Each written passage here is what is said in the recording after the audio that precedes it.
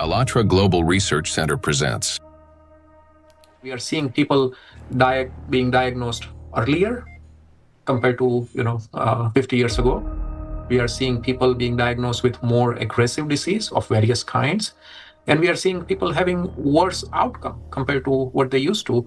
And this is despite of all the advancement we have been able to make in the medical science in general. Do we expect the rise in neurodegenerative diseases, disabilities, and so forth? I think we are already seeing that rise. The rise in cancer rates worldwide is absolutely frightening. I think it's very legitimate to call it an epidemic. There's an increased rate of cancer worldwide in children and also in people much younger than I used to see. So what's going on now is that we're having a rise in people getting cancer, children, young adults, and it's probably not due to smoking or alcohol or anything. There seems to be something else, something in the environment that is causing this cancer at an alarming rate, and it's getting worse. So a very serious problem.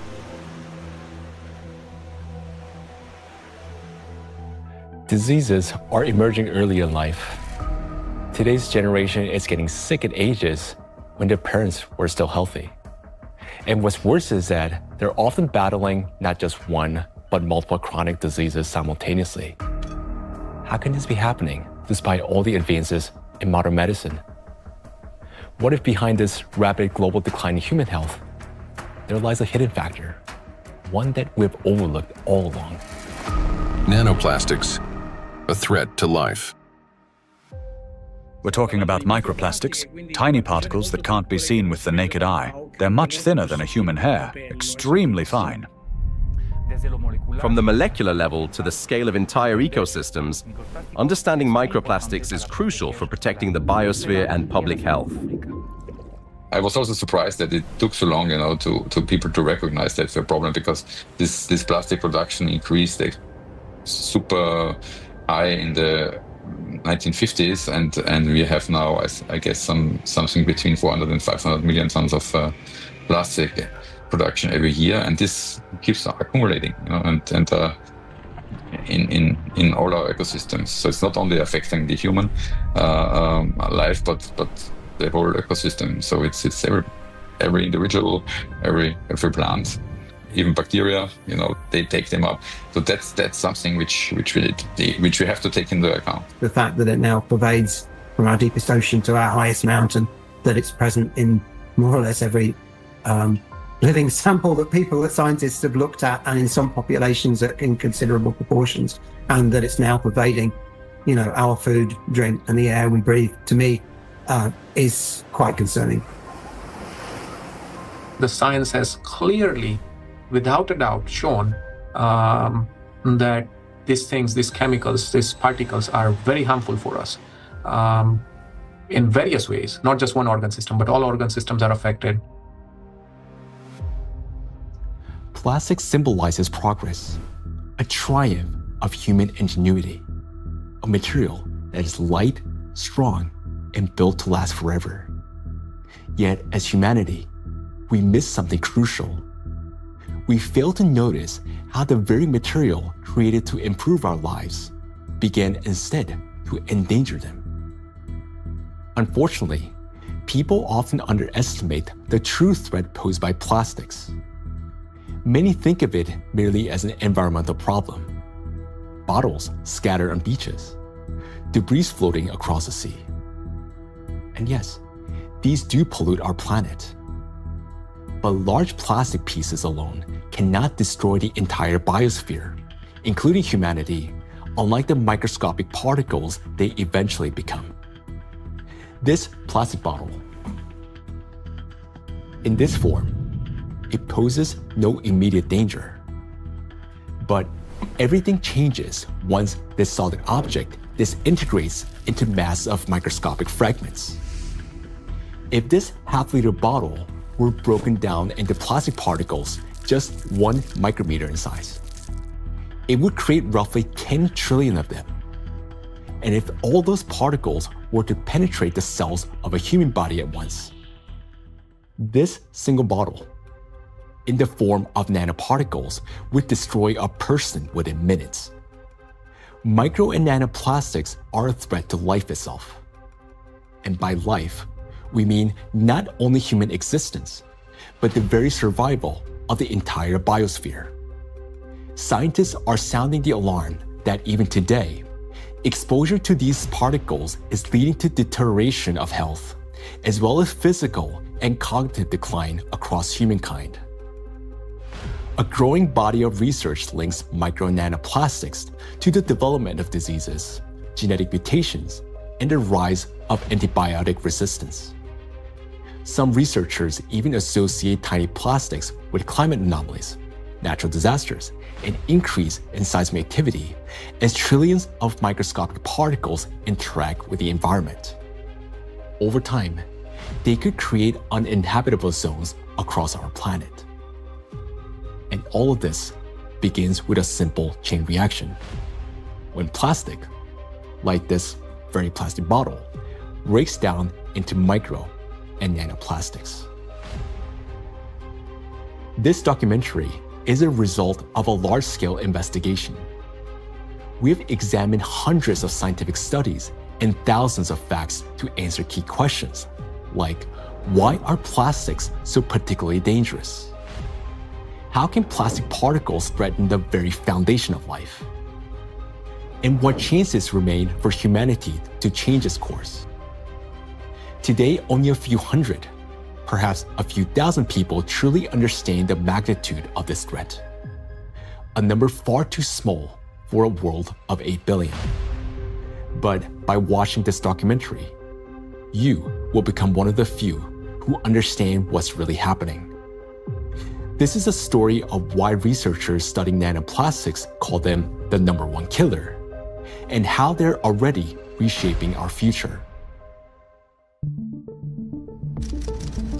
Plastic interferes with the universal language of life.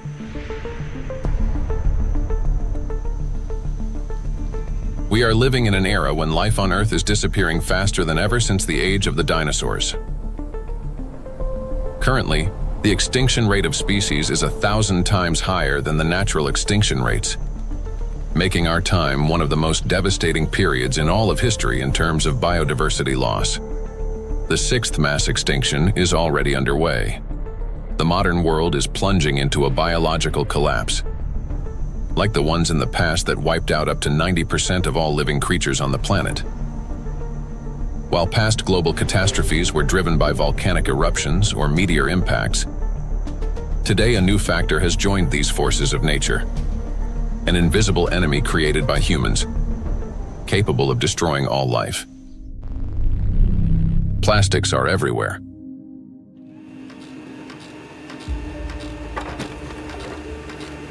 Since the mid-20th century, humanity has produced more than 9 billion tons of plastic, a material that was meant to make life easier, but has instead become a deadly trap for nature and for humanity. It is well established that most plastic is never recycled.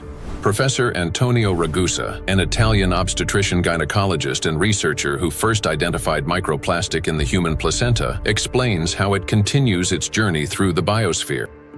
Of the millions and millions of tons of plastic we produce, less than 10% gets recycled. More than 90% is dumped into the environment. And when plastic gets dumped into the environment, it slowly breaks down into smaller and smaller particles, eventually becoming very small, microplastics, or even tiny nanoplastics. These particles travel down rivers, reach the seas, spread throughout the oceans, and enter the fish we later eat, so they end up back inside us. The problem of microplastics has long been observed in ecosystems across the globe. Professor Sedat Gündoğdu of Çukurova University in Turkey, founder of a research group on microplastics and expert in marine biology and Mediterranean microplastic contamination, speaks about this growing concern. I'm working on fish biology mostly. I was working on fish biology since 2016. During my PhD study, I recognized that all the sampling location that we work for biodiversity fully polluted with plastics, not only microplastics, because first we realized that the main problem is plastic itself. Today we are accustomed to hearing the word microplastic. But there was a time when this term simply didn't exist. Professor Richard Thompson is a marine biologist at the University of Plymouth, director of the Marine Institute, officer of the Order of the British Empire, and fellow of the Royal Society. In his work, he was the first to describe microscopic plastic particles in the marine environment, laying the foundation for an entirely new field of research. When I started to teach, I set the challenge to some of my students. They went out onto the shoreline, they collected samples of sand, and we started to look at them under the microscope.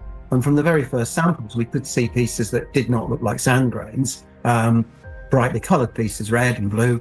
And it was then almost a kind of forensic journey to confirm their identity. And we confirmed that they were indeed plastics. We showed that they were present around the UK in a range of different habitats, in sediments and in the water column. And interestingly, in that first paper in 2004, my first paper on the topic, we used the term microplastics. And the term hadn't been used in this context for truly microscopic pieces before. There had been, and we referenced them in our paper, some studies of small pieces of plastic before, but we went smaller than anybody else. We showed this bioavailability. We showed the temporal trend of increasing over time. The ocean is the main reservoir of plastic accumulation. It already contains more than 200 million tons of plastic waste, and this amount continues to grow every day. It is important to understand that plastic does not disappear. Under the influence of sunlight, waves, salinity, and mechanical friction, it breaks down into microplastics and nanoplastics. Microplastics are plastic particles smaller than 5 millimeters in size, while nanoplastics are smaller than 1 micrometer, about 1,000 times thinner than a human hair. There are about 350 trillion microplastic particles in the surface layer of the ocean alone. Yet the real number is far greater. Scientists estimate that roughly 90% of nanoplastic particles are too small to be detected by current analytical instruments. As water evaporates from the surface of oceans and other bodies of water, microplastic particles rise into the atmosphere together with the water vapor. Dr. Dusan Materic, an environmental analyst at the Helmholtz Center for Environmental Research, Germany, leads a research group dedicated to the study of nanoplastics. Dr. Materic investigates atmospheric nanoplastics at the Sonnenblick Observatory in Austria, the oldest high-altitude research station in Europe. And for those nanoplastics that fragments from big fibers, because of UV weathering, because of just mechanical forces, those shredding nanoplastics are much more potent to stay in the air for a long period, and that means picked up and brought even here at 3,106 meters above sea level. So what we discovered is that we have nanoplastics across all the stations, and we have nanoplastics even in the deepest ocean environment, and our deepest point is below 5,000 meters. Micro and nanoparticles in the atmosphere can travel thousands of kilometers, crossing from one continent to another. This is noted by Dr. Elke Ludewig from Austria, who heads the Sonnenblick Observatory and the European Center for Cloud Ambient Intercomparison, where the transport of these particles and the effects of this process are recorded. We know from different cases that we have really long transports of particles from, for example, Japan up to here, or Canada, for example. There are two examples I can tell you. The one is the accident in Fukushima. It took about 11 days until aerosol particles with a higher radiation received the Sonnenblick Observatory. Another example was in 2025, on the 9th of June, there was a kind of transport, an air mass from Canada received the station here. We could see it in the sky. Of course, we could see it in our data that we had higher aerosol concentration, but the really impressive moment was, and that's why it's also important to have stuff up here, we could really smell the burn in the air. And this lasts for the whole day. So there you can see how intense effects somewhere on the globe, especially on the North Hemisphere, can be, and it's still transported hundreds of kilometers around the North Hemisphere, and we can measure it here and show what it is. Atmospheric micro and nanoplastics then return to Earth with precipitation, falling with rain or snow and settling in forests, on farmland, and across grasslands, where they seep into the soil and penetrate plants. This is happening all over the planet, in both the northern and southern hemispheres. Liliana Cáceres Sanchez, MSc in Science, Technology and Health, a biologist specializing in ecotoxicology and environmental protection, and a researcher at the Center for Research in Exact Sciences and Engineering at the Bolivian Catholic University San Pablo, notes that microplastics are present in natural environments, in living organisms, and in food products. In recent years, we've conducted analyses of soil, air, and both surface and groundwater in Cochabamba. We have also examined lakes and lagoons, and in all of these samples, we have found microplastics. The fact that we found microplastics even in areas with no human presence suggests that microplastic particles are actively moving through the environment. In addition, we identified their presence in food and in living organisms. We detected microplastics in milk and other pasteurized products such as yogurt. They were also found in wild animals, for example, in the Titicaca water frog and in fish from a lake near Cochabamba called Angostura. These findings confirm that microplastics have already become part of our food chain and ecological chain. Due to microplastic pollution, 1 in 10 grains of the world's 3 main food crops, rice, wheat, and corn, may die before harvest. In addition, researchers from the University of Catania have found high concentrations of microplastic particles in apples, pears, carrots, potatoes, lettuce, and broccoli. Overall, apples and carrots contained the highest levels of contamination, and fruits were found to have more plastic particles than vegetables. On dairy farms in several countries, microplastic particles have been found in samples of hay and other types of cattle feed. The presence of microplastics has also been confirmed in the milk and meat of cows and sheep, as well as in the lung tissue of pigs and in the stomachs and intestines of domestic ducks. This means that plastic has now become inseparable from livestock farming.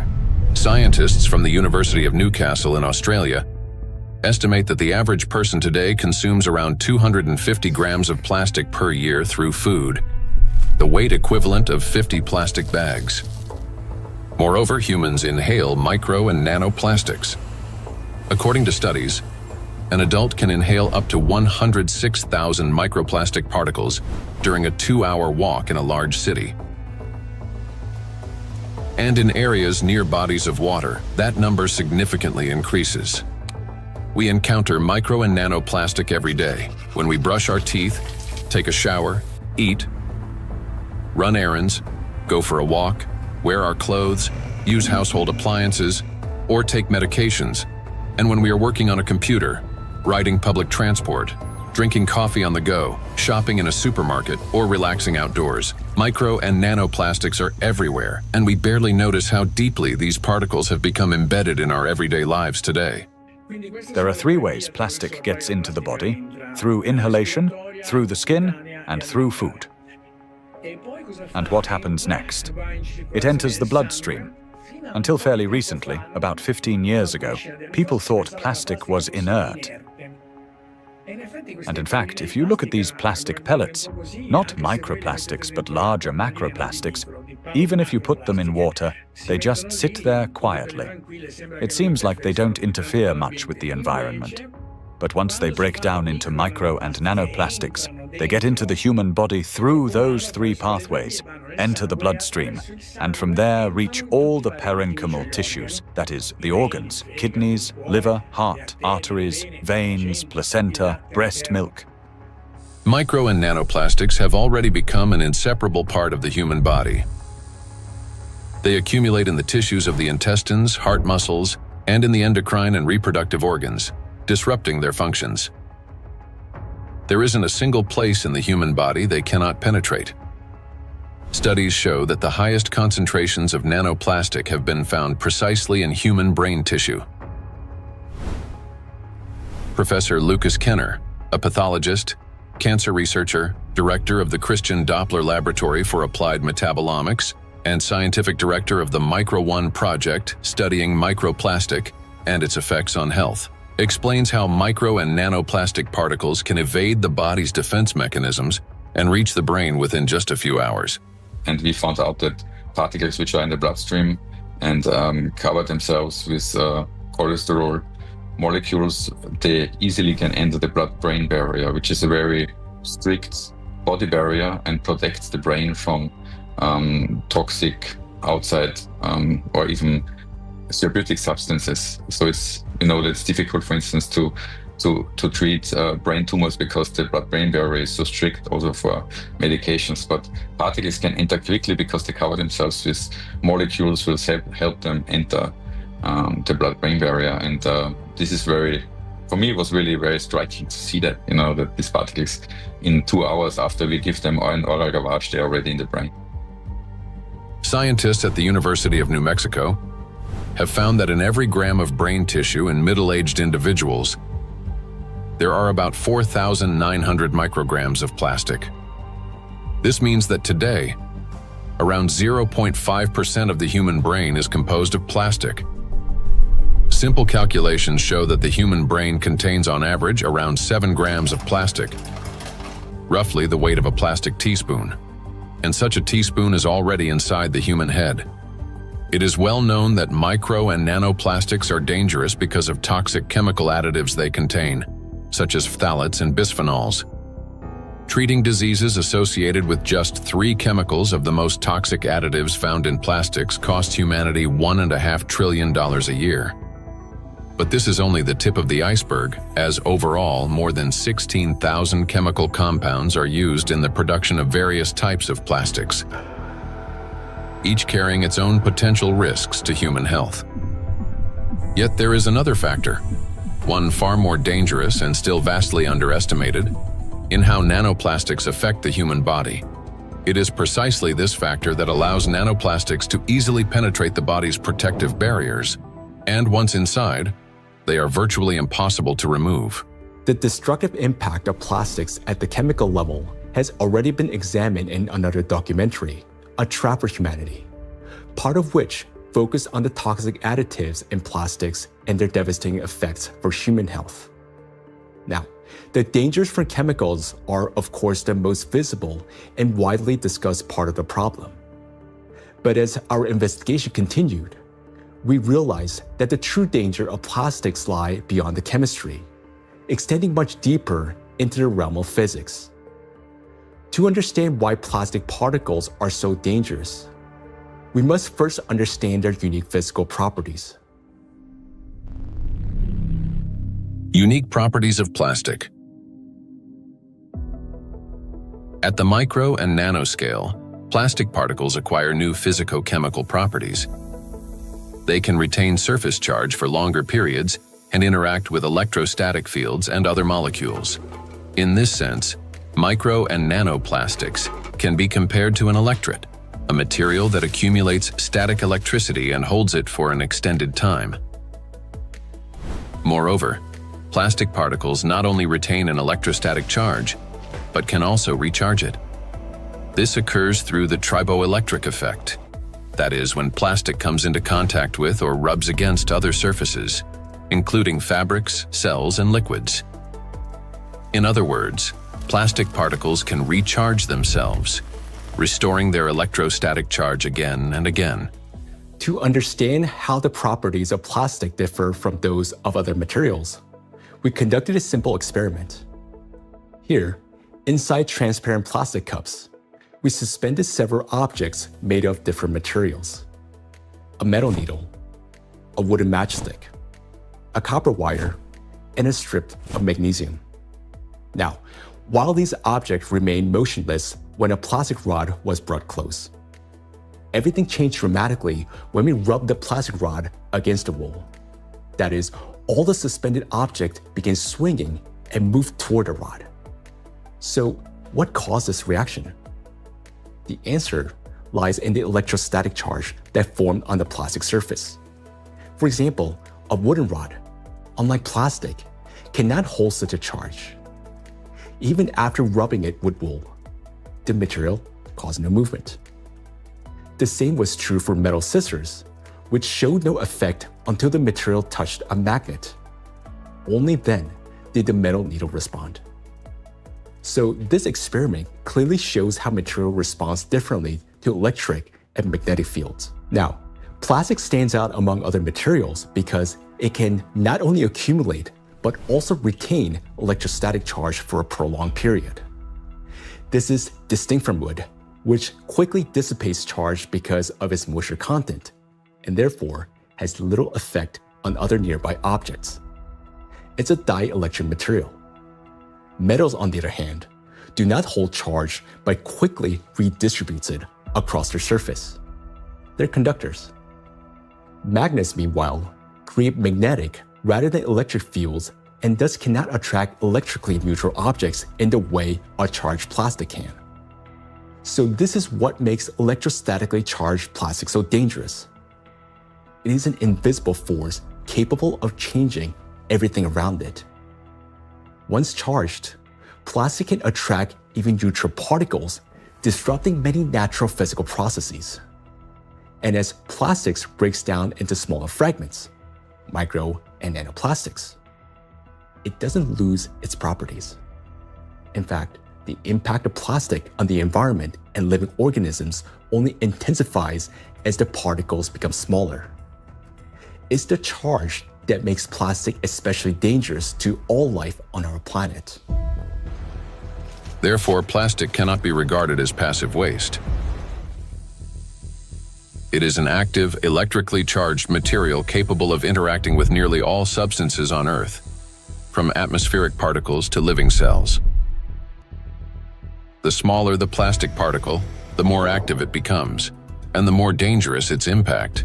If you view a microplastic particle and it's 5 millimeters in diameter, and you break it down to a nanoplastic particle, which is 1 micrometer in size, you generate from one particle 125 billion particles, which is the number of galaxies we have in the universe. And the surface of these particles is 5,000 times larger than the 5 millimeter particle. So this just exemplifies how big an issue the breakdown of those plastic particles in even and all the time smaller particles. And these particles have maybe total different properties than the large 5 millimeter particles. So you not only change the size, but also the surface and the properties of the particles. Nanoplastic has an enormous surface area compared to its mass. It's like a tiny grain with the surface area of a football field. This is called a high specific surface area.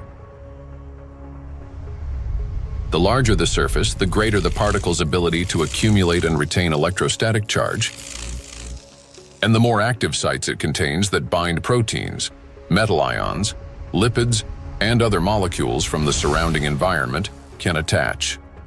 To understand how dangerous these tiny charged particles are, let's run a simple mental experiment. For example, we have an ordinary 1.5 volt battery. If we divide it into 125 billion tiny batteries, and suppose each of them still had the same power output of 1.5 volts, their aggregate power would equal 187.5 billion volts.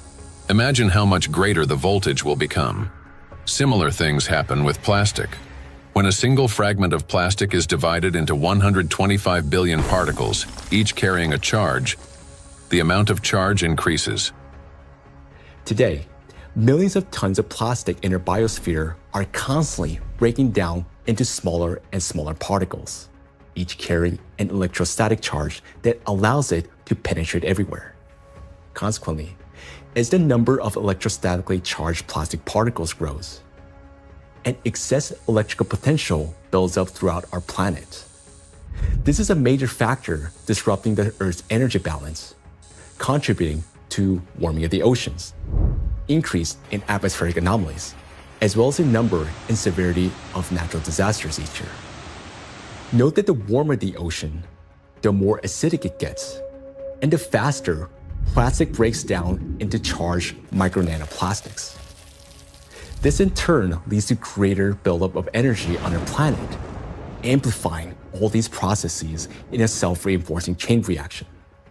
In addition, The smaller the particle, the more easily it penetrates the protective barrier of living organisms, including humans, triggering various chronic diseases and killing millions of people. We'll explore all of this in detail. In other words, plastic fragmentation does not make it safer. On the contrary, it transforms it into nanoparticles that readily penetrate living organisms. We know so far that compared to microplastics, nanoplastics can pass through the cell membranes much easily. That means that they can go to our bloodstream, not just us animals as well, and they can be carried to certain organs, deposited there, hard to be excreted back and things like that. This is why nanoplastic is far more dangerous than microplastic, as its capacity to accumulate electrostatic charge is significantly greater.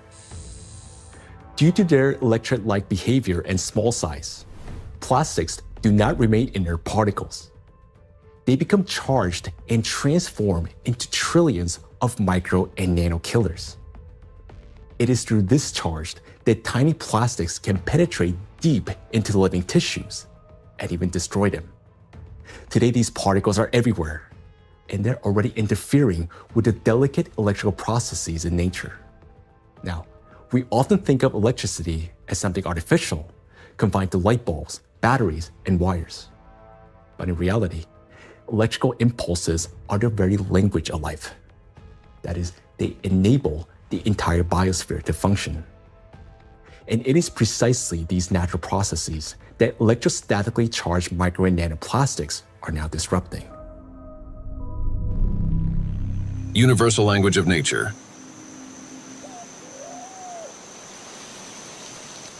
The universal language of nature is invisible, yet it is what connects all living beings into a single whole.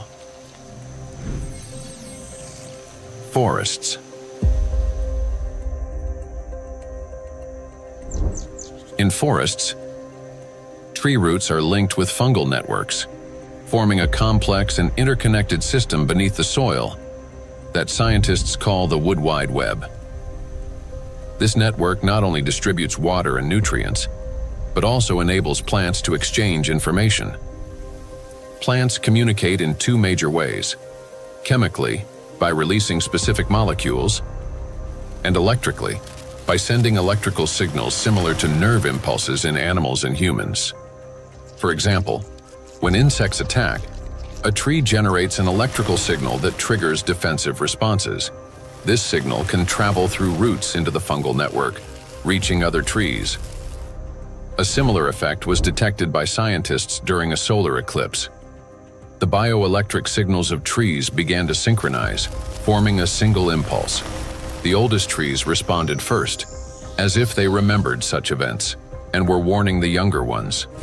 Through electrical signals, plants can coordinate their growth, warn each other of danger, adapt collectively to stress, and even store shared memory. It is precisely this finely tuned system that is now being disrupted by micro and nanoplastics. Today, forests have become vast reservoirs of microplastics. Research shows that forests capture microplastic from the atmosphere. As air currents pass through forests, they carry tons of microplastic particles. The forest functions as a massive filter. Tree canopies and leaves literally comb out particles from the air. In the past, this process helped purify the atmosphere from dust and dirt. Today, however, along with these natural particles, micro and nanoplastic are also being trapped. Unlike dust, which can become part of organic matter, plastic does not decompose. It remains in leaves, accumulates in soil, and persists in forest air. Every day, dozens of microplastic particles settle on each square meter of the forest canopy. Scientists estimated the annual deposition of microplastics in forest soils and showed that it correlates with the scale of plastic production in Europe. Assuming that atmospheric fallout is the primary source, they concluded that roughly 400,000 microplastic particles per square meter could accumulate in forest soil over a 70-year period. Charged particles distort bioelectrical signals and deprive forests of their ability to adapt and survive. Negatively charged nanoparticles penetrate plant roots more easily, disrupting nutrient absorption. As a result, growth slows down and root formation is impaired. In addition, electrostatically charged micro and nanoparticles of plastic adhere to leaves and penetrate plant cells, impairing photosynthesis. They damage chloroplasts, the energy centers of plant cells, the analog of mitochondria in animal and human cells. Prolonged exposure to micro and nanoplastics reduces the ability of plants to produce oxygen. Some of the world's forests, such as the eastern forests of the Amazon, are already emitting more carbon dioxide than they produce oxygen. Animals. Micro and nanoplastics can penetrate the brains of animals. Electrostatically charged plastic particles damage brain cells and disrupt the transmission of nerve impulses. This causes malfunctions in the nervous system, from reduced vision, hearing, and smell to impaired motor coordination. As a result, animals struggle to navigate, find food, avoid danger, and to communicate with one another. And all of this greatly reduces their chances of survival. These effects mirror the early signs of neurodegenerative diseases in humans. According to the Worldwide Fund for Nature, over the past 50 years, the global population of wild animals has declined by nearly 70%. People can't even protect those they've taken responsibility for. Household pets are also poisoned by micro and nanoplastics. Pet food contains PET, the same plastic used to make bottles. Moreover, microplastic particles have been found in the tissues of cats and dogs. Scientists analyzed tissue samples from 49 animals, 24 cats and 25 dogs, that had died of natural causes and found that more than 70% of them had microplastics present in multiple organs.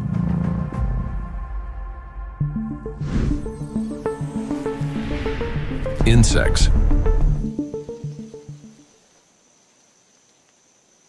The rate of insect extinction is 8 times higher than that of mammals, birds, or reptiles. The crisis is especially severe for pollinators, bees, whose role in ecosystems and agriculture is critical. Wild and domesticated bees pollinate 75% of agricultural crops and 90% of wild flowering plants. More than 30% of the world's food production depends on bees. Today, populations of honeybees and wild bees are declining rapidly. If this trend continues, half of all bee populations may disappear within the next decade. The disappearance of bees means the loss of the link that connects plants and food, nature, and humanity. Studies by Indian researchers have identified a correlation between microplastic pollution and declining populations of insects. Bees interact with their environment through electrical impulses. They navigate not only by scent, color, and flower shape, but also, remarkably, by sensing a flower's electric field. When a bee approaches a flower, they communicate through the electrical field. As bees fly, friction with the air gives their bodies a positive charge, while flowers, being grounded, carry a negative charge. This difference creates an electric field that allows pollen to transfer to the bee even before it lands. Experiments have shown that bees can distinguish flowers by their electric fields, associate specific electrical signals with the presence of nectar, and even determine a flower's freshness by the strength of its residual charge. After a flower has been visited, its electric field weakens, and other bees can read the signal that the flower contains less nectar. Moreover, the bee's own electric charge can stimulate a plant to release fragrance, attracting even more pollinators. Thus, an entire electrical communication system operates between bees and flowers. The electrostatic charge carried by micro and nanoplastics distorts these electrical impulses, affecting the bee's brain and nervous system. As a result, bees can no longer recognize flowers, locate nectar, find its way home, or identify members of their colony. Even the smallest doses of microplastics can be lethal to bees. Bees are covered in sensitive hairs and constantly interact with their environment, allowing plastic particles to settle on their bodies and easily penetrate them. One of the leading experts studying the impact of microplastics on insects is Professor David Baraki, PhD in ecology and animal ethology, biologist, and head of the Cognitive and Behavioral Ecology Lab, B-Lab, at the University of Florence. We already know from our studies and studies from other colleagues that, for instance, the microplastic can affect the gut microbiome. So if they feed with microplastics, this can generate dysbiosis, or the microbiota can be affected. In the same way, we found that it can affect the immune response. So both honeybees and bumblebees have a kind of immune depression, so they are not any longer able to fight infections. And they can also show altered behavior. So, for instance, again, learning and memory is affected, and polyethylene doesn't seem to harm too much honeybees, and polyestyrene had a strong impact not only on survival but also on learning and memory. So in our experiment, we really found that this polymer, concentration that we probably can find in environment, can actually impair memory formation and memory retrieval. And this is, of course, alarming because for honeybees, it's, as I said, it's very, very important to have a good learning and memory capabilities. When microplastics enter a bee's body through food or air, they damage the intestine, disrupt metabolism and reproductive function, weaken the immune system, and alter their behavior, even to the point of losing the ability to navigate.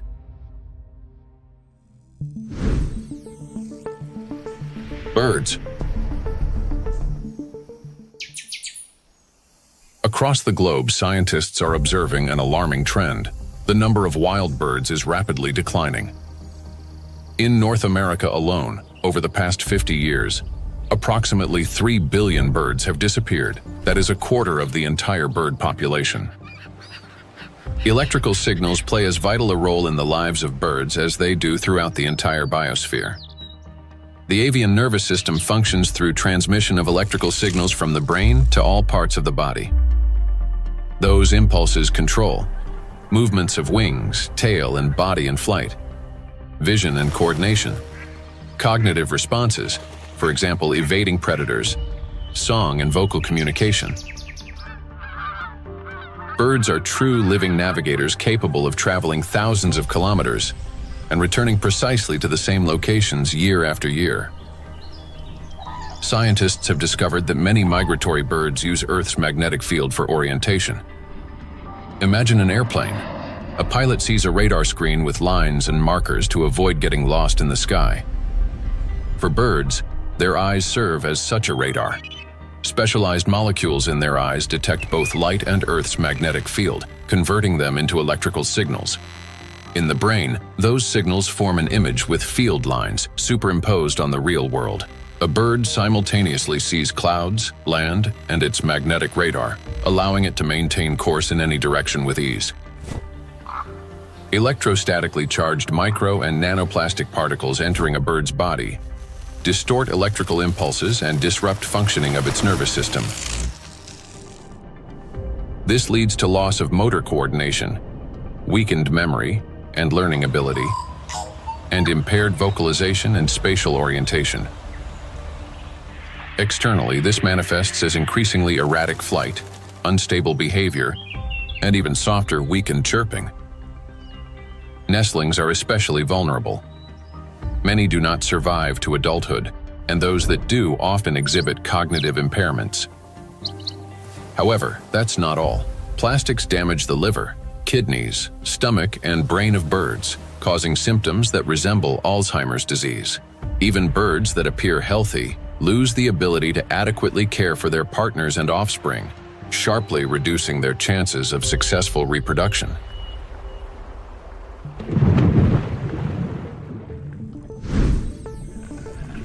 Marine life.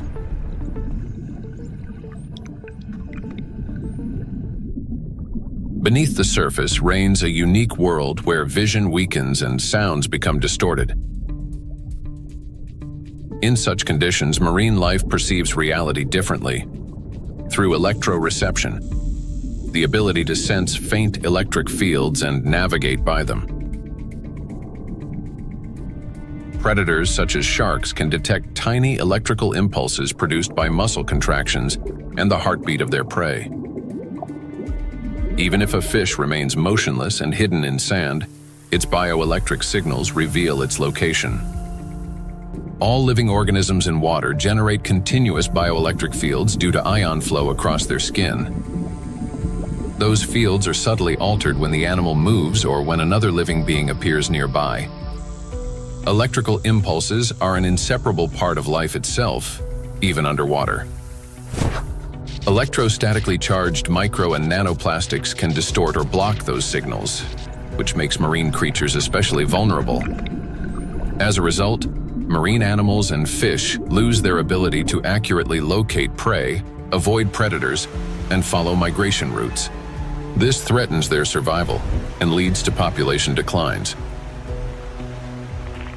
Furthermore, fish exposed to microplastics exhibit a wide range of toxic effects, from immune system dysfunction to altered blood composition. Signs of neurotoxicity, growth retardation, and reduced reproductive capacity have also been documented in fish.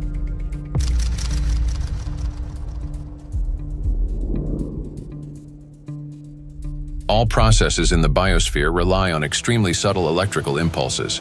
It is these impulses that become distorted by electrostatically charged micro and nanoplastic. Micro and nanoplastics have already permeated every environment and integrated into all ecosystems. The examples given here represent only a small part of a global problem.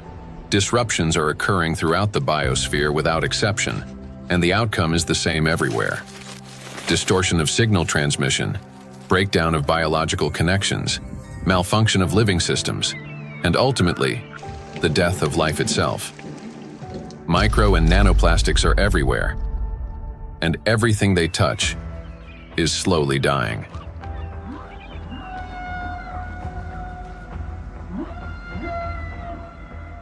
Charged micro and nanoplastics disturb the natural biological impulses that form the very foundation of life. Gradually, they erode the mechanisms that allow the biospheres to exist and interact. This decay begins from within, slowly, almost imperceptibly, yet inevitably. Even what appears healthy and alive today is already contaminated by micro and nanoplastics. Today, so many of these particles have already accumulated on our planet that they will be enough to destroy the entire biosphere several times over. And their numbers continue to grow each day. Nature is not merely a habitat. It's our breath, our nourishment, and our protection. Humanity can survive without technology, but not without air, water, and living organisms. When life on Earth dies, humanity dies with it. The truth is that we do not exist separately from nature, no matter how much we try to convince ourselves otherwise. We're part of it. So you have probably guessed who we're going to talk about next. Yes, about us. Impulse of life. For humans, just like for all living beings in the biosphere, electrical signals are the pulse of life. The human body is, quite literally, an electrical system. The brain thinks with the help of electrical impulses. The heart beats because cells transmit electrical signals to one another, and muscles contract when they receive signals from the nervous system. Neurons play a key role in coordinating all body functions by generating and transmitting electrical impulses. How an electrical impulse is generated in neurons? Every neuron has a membrane with the so-called gates, ion channels. When a signal needs to be transmitted, some of these gates open, and ions begin moving quickly into or out of the cell. This flow of ions changes the membrane's electrical charge, creating an electrical impulse. The impulse travels along the neuron and transmits information further to other cells. How you communicate, whether you interrupt, speak quickly and emotionally, or on the contrary, whether you're apathetic, how you scroll through a news feed on your phone, whether you rush or move slowly, depends largely on the balance of ions. When this balance is disrupted, a person can become overly irritable, or, on the contrary, sluggish.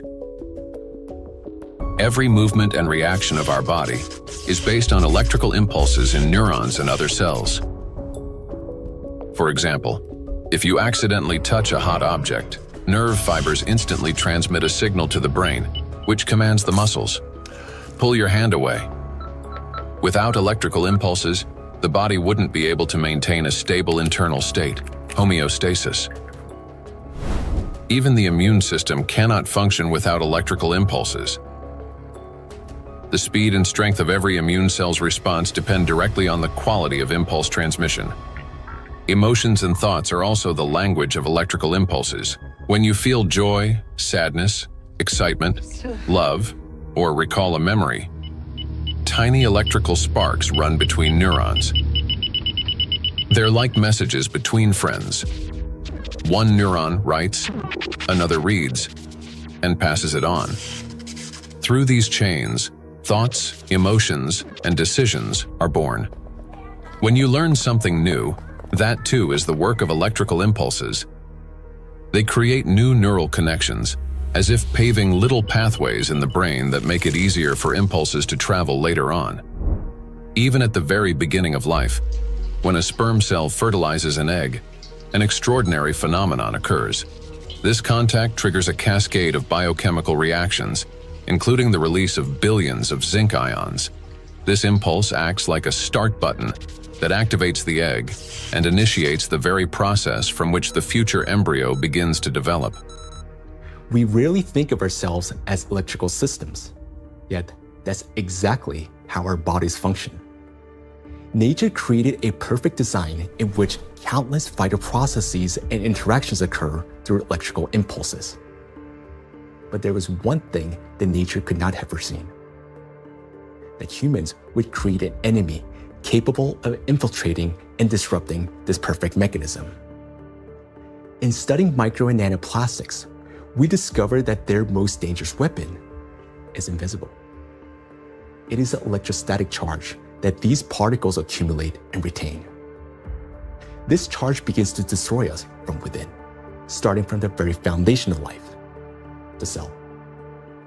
Inside the cell, charged nanoplastics cause the greatest harm. They disrupt communications between the cells, trigger self-destruction programs, and deprive cells of their ability to generate energy for sustaining life. The question is, how do plastics do this? How do micro and nanoplastics damage the body's cells? Disruption of interactions between neurons. Electrostatic charge and extremely small size allow nanoplastic particles to penetrate inside human cells. The impact of nanoplastics on cell function can be clearly traced in neurons, cells of the nervous system, as their function is directly linked to the generation and transmission of electrical signals. Valérie Etkin, Doctor of Physical and Mathematical Sciences and member of the European Academy of Natural Sciences, emphasizes that the impact of nanoplastics on nerve cells manifests at the most fundamental levels. Nanoplastics significantly influence the generation and transmission of neural impulses through multiple mechanisms that disrupt ion transport and the electrical activity of neurons responsible for transmitting nerve signals in the body. Each neuron functions like a miniature battery. It constantly maintains a difference in electrical charge between the inside and outside of its membrane. This enables the neuron to be ready to transmit a signal at the right moment. Charged nanoplastic disturbs this delicate balance, making the cell behave unpredictably. a neuron may activate prematurely, like a light flickering on without command, or conversely, fail to transmit a signal when needed. Such interference disrupts the operation of entire neural networks, like a city experiencing power outages, where neighborhoods go dark one after another, leading to a blackout. In addition, as shown by research conducted by Chinese scientists from Southern Medical University in Guangzhou, nanoplastic interferes with the operation of ion channels. Nanoplastic carrying an electrostatic charge can interact with these channels and alter their structure. As a result, the gates may fail to open or remain open for too long. This also disturbs normal signal transmission throughout the nervous system. When electrostatic interactions occur with charged membrane lipids, they cause a redistribution of charged lipids and proteins within the membrane, which leads to impaired functionality of these lipid membranes.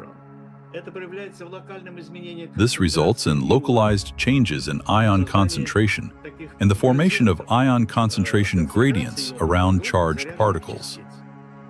The function of ion pumps, which are essential for maintaining ion balance, becomes disrupted. Ion pumps are mechanisms that move substances against their concentration gradients, a process known as active transport. When these processes become unbalanced, they accumulate energy that can later be used by biological systems to perform work. And so, the work of these pumps may be disrupted, yet it's one of the core mechanisms underlying biological activity. Signal transmission between neurons is a complex yet remarkably coordinated electrochemical communication process in which special molecules, neurotransmitters, play a crucial role. These molecules act as couriers, transferring information from one neuron to another in a strictly ordered manner. Nanoplastic particles carrying an electrostatic charge can interfere with the release of neurotransmitters or trigger their discharge without proper signaling. As a result, chaotic and false signals emerge in the brain, as if the nervous system can no longer distinguish what messages to send, when to send them, or where they should go. Any disruption in communication between neurons inevitably affects our mental state. If you find yourself becoming forgetful or absent-minded, if you have difficulty concentrating or remembering even simple things, it may be a sign that the degradation of neural connections has already begun. Nanoplastics not only interfere with communications between neurons, but they also penetrate directly into cells and even trigger their self-destruction. Cells start the process of self-destruction. Each cell continuously produces specific molecules known as reactive oxygen species. These molecules participate in processes of growth, division, and programmed cell death. Under normal conditions, their levels are regulated by the cell's defense system, antioxidants, acting as cleaners. Antioxidants rapidly neutralize excess reactive oxygen species, preventing them from damaging the organism. When a cell is exposed to irritants, such as infection, injury, or toxins, it produces elevated levels of reactive oxygen species, which in excess can damage vital cellular structures. This leads to oxidative stress, a kind of chemical assault within the cell. In response to damage and oxidative stress, a natural defense mechanism is activated: inflammation. Its purpose is to eliminate the source of injury and restore balance. However, in the case of electrostatically charged nanoplastic, this mechanism ceases to function properly. Plastic particles remain inside the cell and act as a continuous irritant. The inflammation does not subside and becomes chronic. As a result, DNA, proteins, membranes, and other key cellular structures are damaged. Ultimately, the cell either can no longer function properly or initiates its own self-destruction. We've done remarkable studies and discovered that plastic embeds itself inside the cytoplasm. The cytoplasm contains organelles, small structures that keep the cell alive and functioning. Plastic gets into the cytoplasm and stays there. It becomes surrounded by a membrane. Similar to the cell membrane, The cell isolates it because it wants to destroy it. And it starts producing enzymes and other substances the cell normally uses when it's invaded by microbes, viruses, bacteria, or antigens. But unlike those natural invaders, plastic is indestructible, as we said. So the cell is essentially subjected to chronic stress, and eventually it becomes diseased. The Microplastics Research Group at the Bolivian Catholic University in Cochabamba uses aquatic planarians, small organisms that serve as highly useful biological models. Their strong regenerative capacity makes it possible to detect early changes in cellular processes similar to those that occur in other animals. Microplastics, especially when combined with other pollutants such as metals, are already affecting living organisms. Microplastics can trigger oxidative stress, an imbalance between the production of reactive oxygen species and the body's antioxidant capacity. This oxidative stress directly affects cellular metabolism, disrupting the functions of proteins, lipids, and nucleic acids, which can lead to changes in growth, regeneration, and the overall physiology of organisms. Thus, exposure to electrostatically charged nanoplastic leads to oxidative stress, inflammation, and consequently, the death of not only neurons, but also other types of cells. Oxidative stress is like a fire burning inside a cell, while antioxidants are like firefighters that work to extinguish it.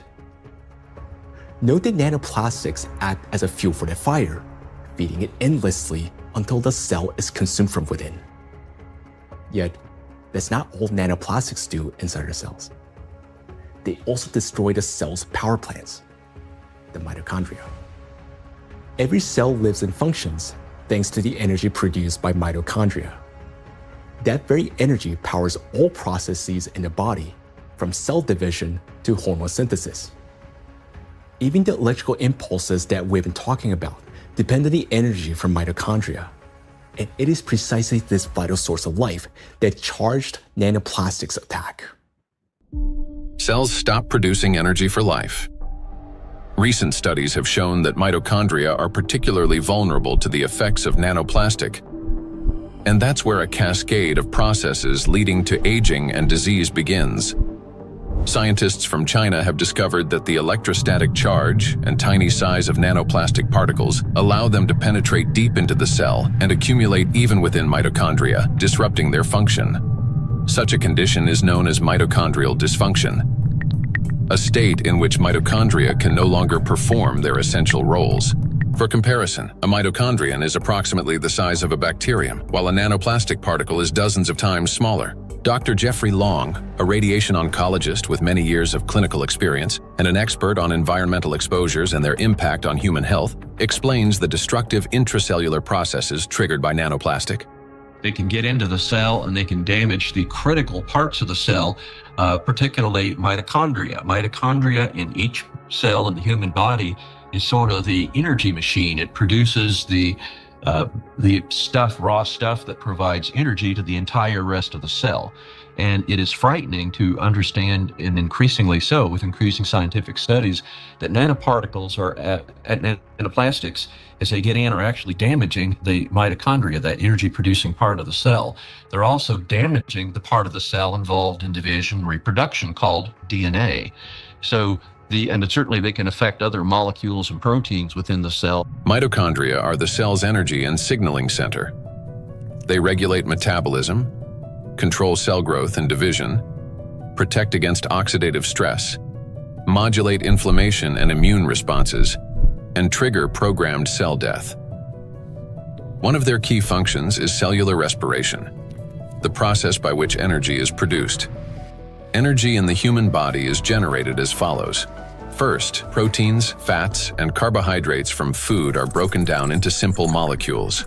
These molecules then enter the mitochondria, where electrons are extracted from them. The electrons move along a specialized chain of proteins, much like an electric current passing through wires. This electron flow drives the mitochondrial energy machinery, resulting in the production of ATP. the universal fuel that powers all organs and tissues. A single mitochondrion can produce up to 10 million molecules of ATP per day. However, electrostatically charged nanoplastic interferes with this delicate process. Its particles disrupt movement of electrons and reduce the efficiency of ATP synthesis. It is similar to a power plant where the wiring begins to short circuit. The generator falters, energy output drops, and the entire system starts to fail more quickly. Mitochondria have their own DNA, a set of instructions for energy production. Without it, mitochondria cannot generate energy, and the cell gradually loses its power source and begins to deteriorate. Exposure to nanoplastic causes mutations to accumulate rapidly in mitochondrial DNA, further impairing mitochondrial function. Studies published in 2023 demonstrated that 50 nanometer polystyrene nanoparticles sharply reduce ATP production and increase the number of mutations in mitochondrial DNA. We have studies on this, with dramatic images taken using a scanning electron microscope, as well as a transmission one, where you can actually see plastic destroying the mitochondria, the structures that produce a cell's energy. Chronic exposure to nanoplastic turns cells into a battlefield. Their electrostatic charge prevents mitochondria from carrying out their essential functions, and this disruption marks the beginning of the slow decline of cells, tissues, and organs. We have now seen the key mechanisms by which charged nanoplastic particles damage cells. Each of these processes is destructive on their own, but they also occur simultaneously and amplify one another's effects. This chain reaction unleashes avalanche of damages leading to cell death, and ultimately causing systemic breakdowns and accelerating biological aging. Micro and nanoplastics accelerate aging. We tend to think that aging begins with wrinkles, gray hair, or fatigue. But in reality, it starts deep within the cells, with mitochondrial dysfunction and failures in key biological processes. Over time, damaged and dying cells accumulate, and the body loses its ability to renew itself. Aging is the gradual wear and tear of life's internal mechanisms.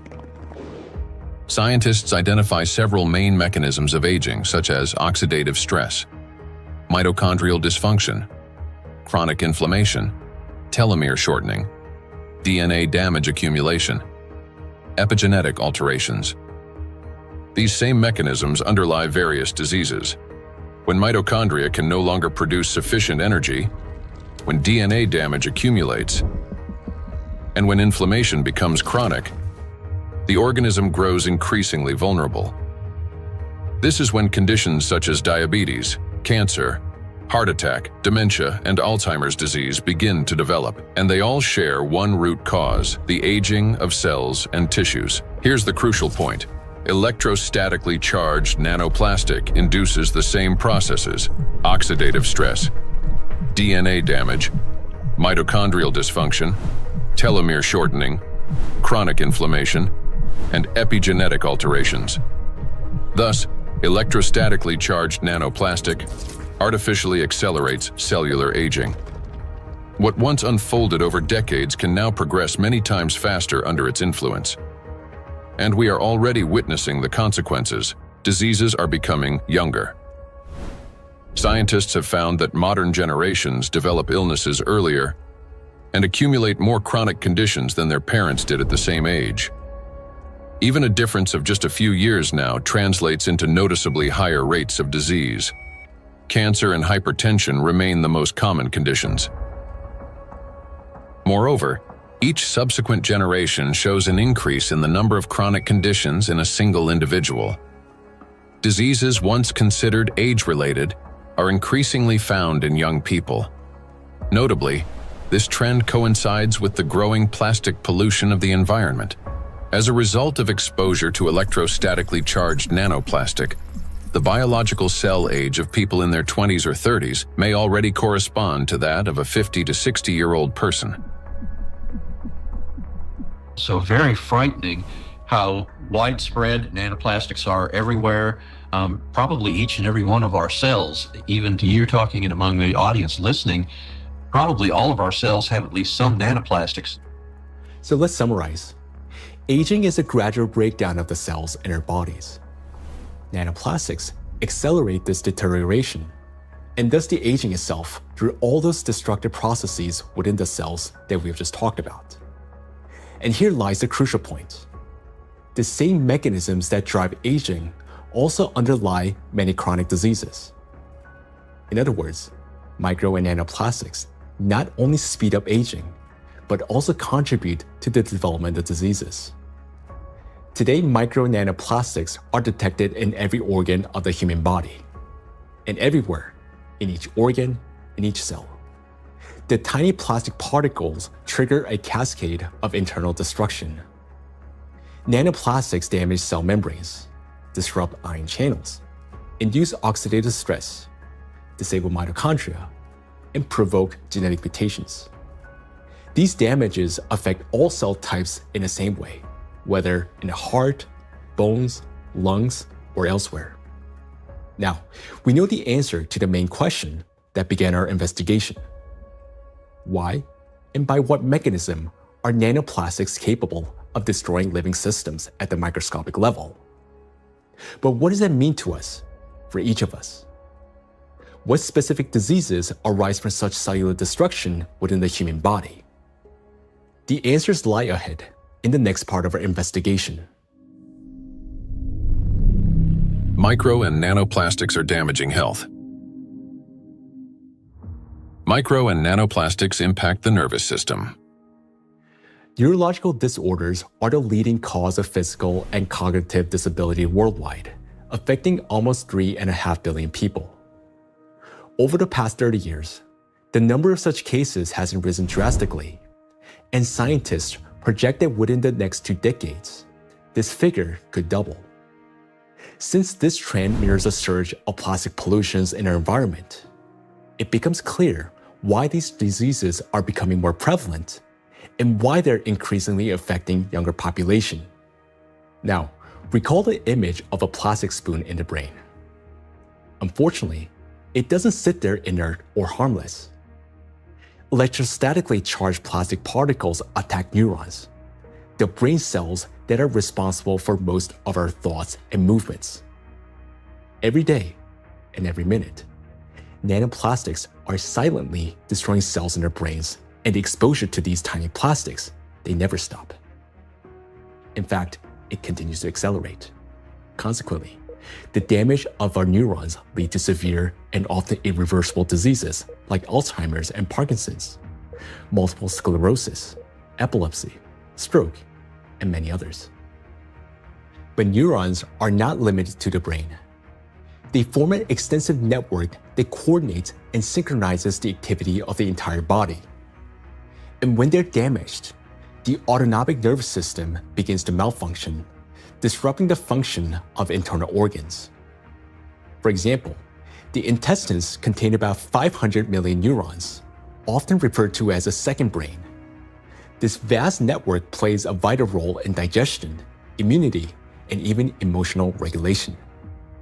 But with every sip of water and every meal, an invisible stream of micro nanoplastics enters our bodies. And unfortunately, most of these particles settle and accumulate in the intestines.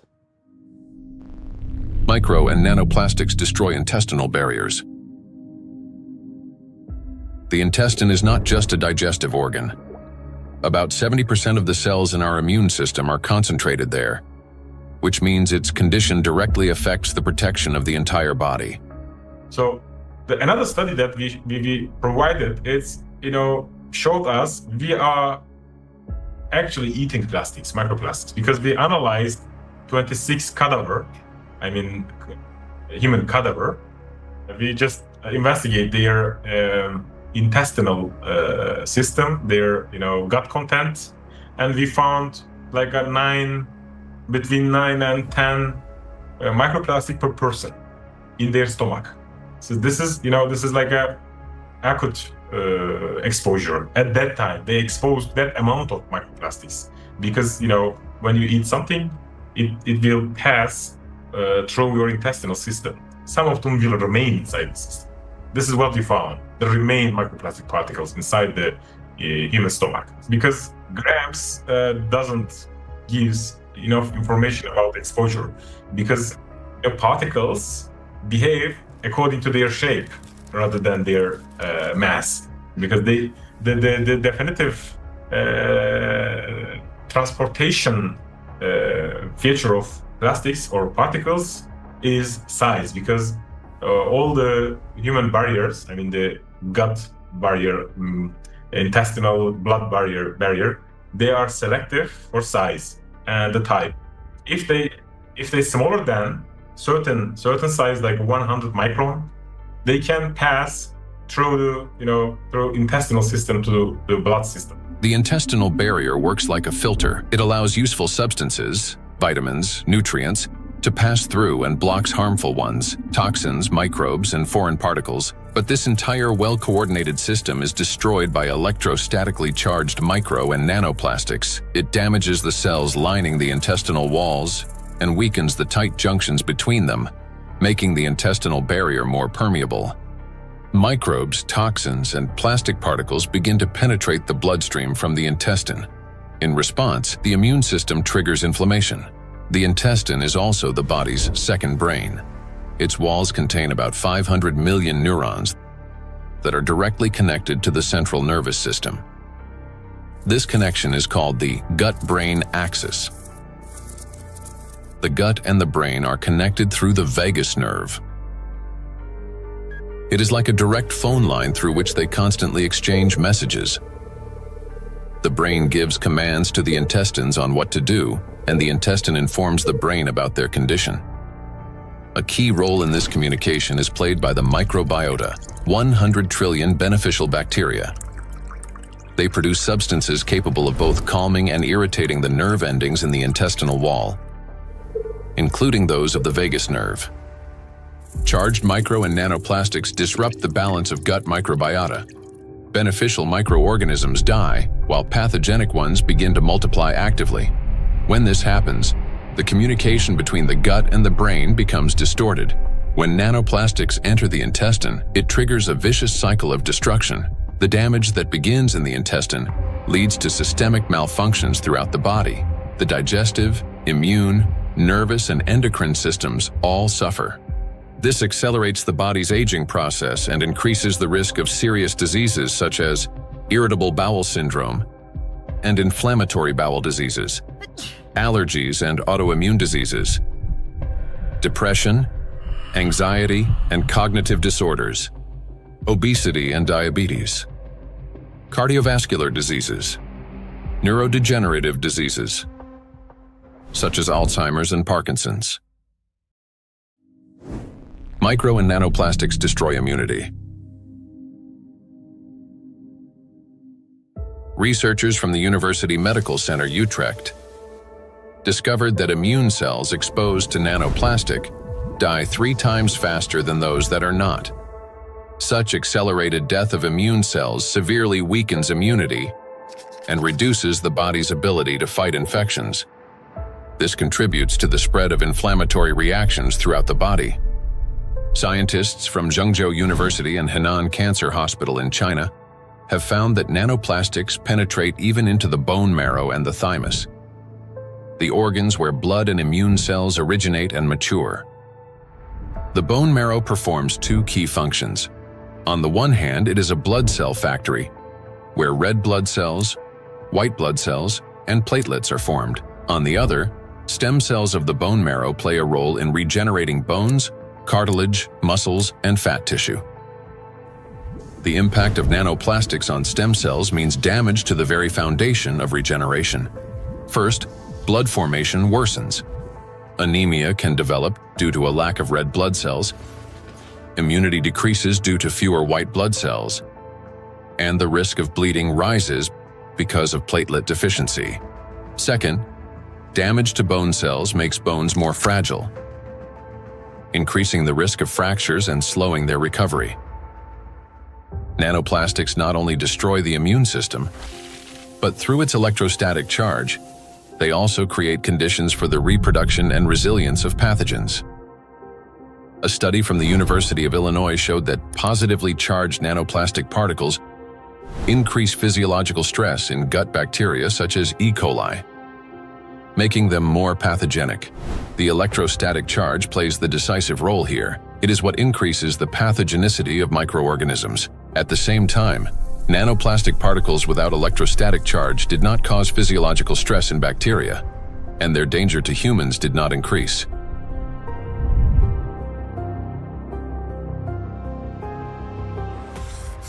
The experiment showed that microplastics, especially polystyrene, can absorb up to 98.6% of viruses, prolonging their survival outside the body for up to 7 days. Viruses that normally die under sunlight or oxygen within hours can persist on plastic for 2 to 7 days, remaining on surfaces such as handrails, bottles, and door handles. A single sneeze from an infected person can release up to 200 million viral particles into the air, which can land on any plastic surface indoors or bind with nanoplastic particles in the air and water. Microplastics become an air and water taxi, spreading infection. Once in the bloodstream, charged micro and nanoplastic particles quickly become coated with plasma proteins, forming a biocorona, which masks them as the body's own cells and makes them invisible to the immune system. Antibiotic resistance.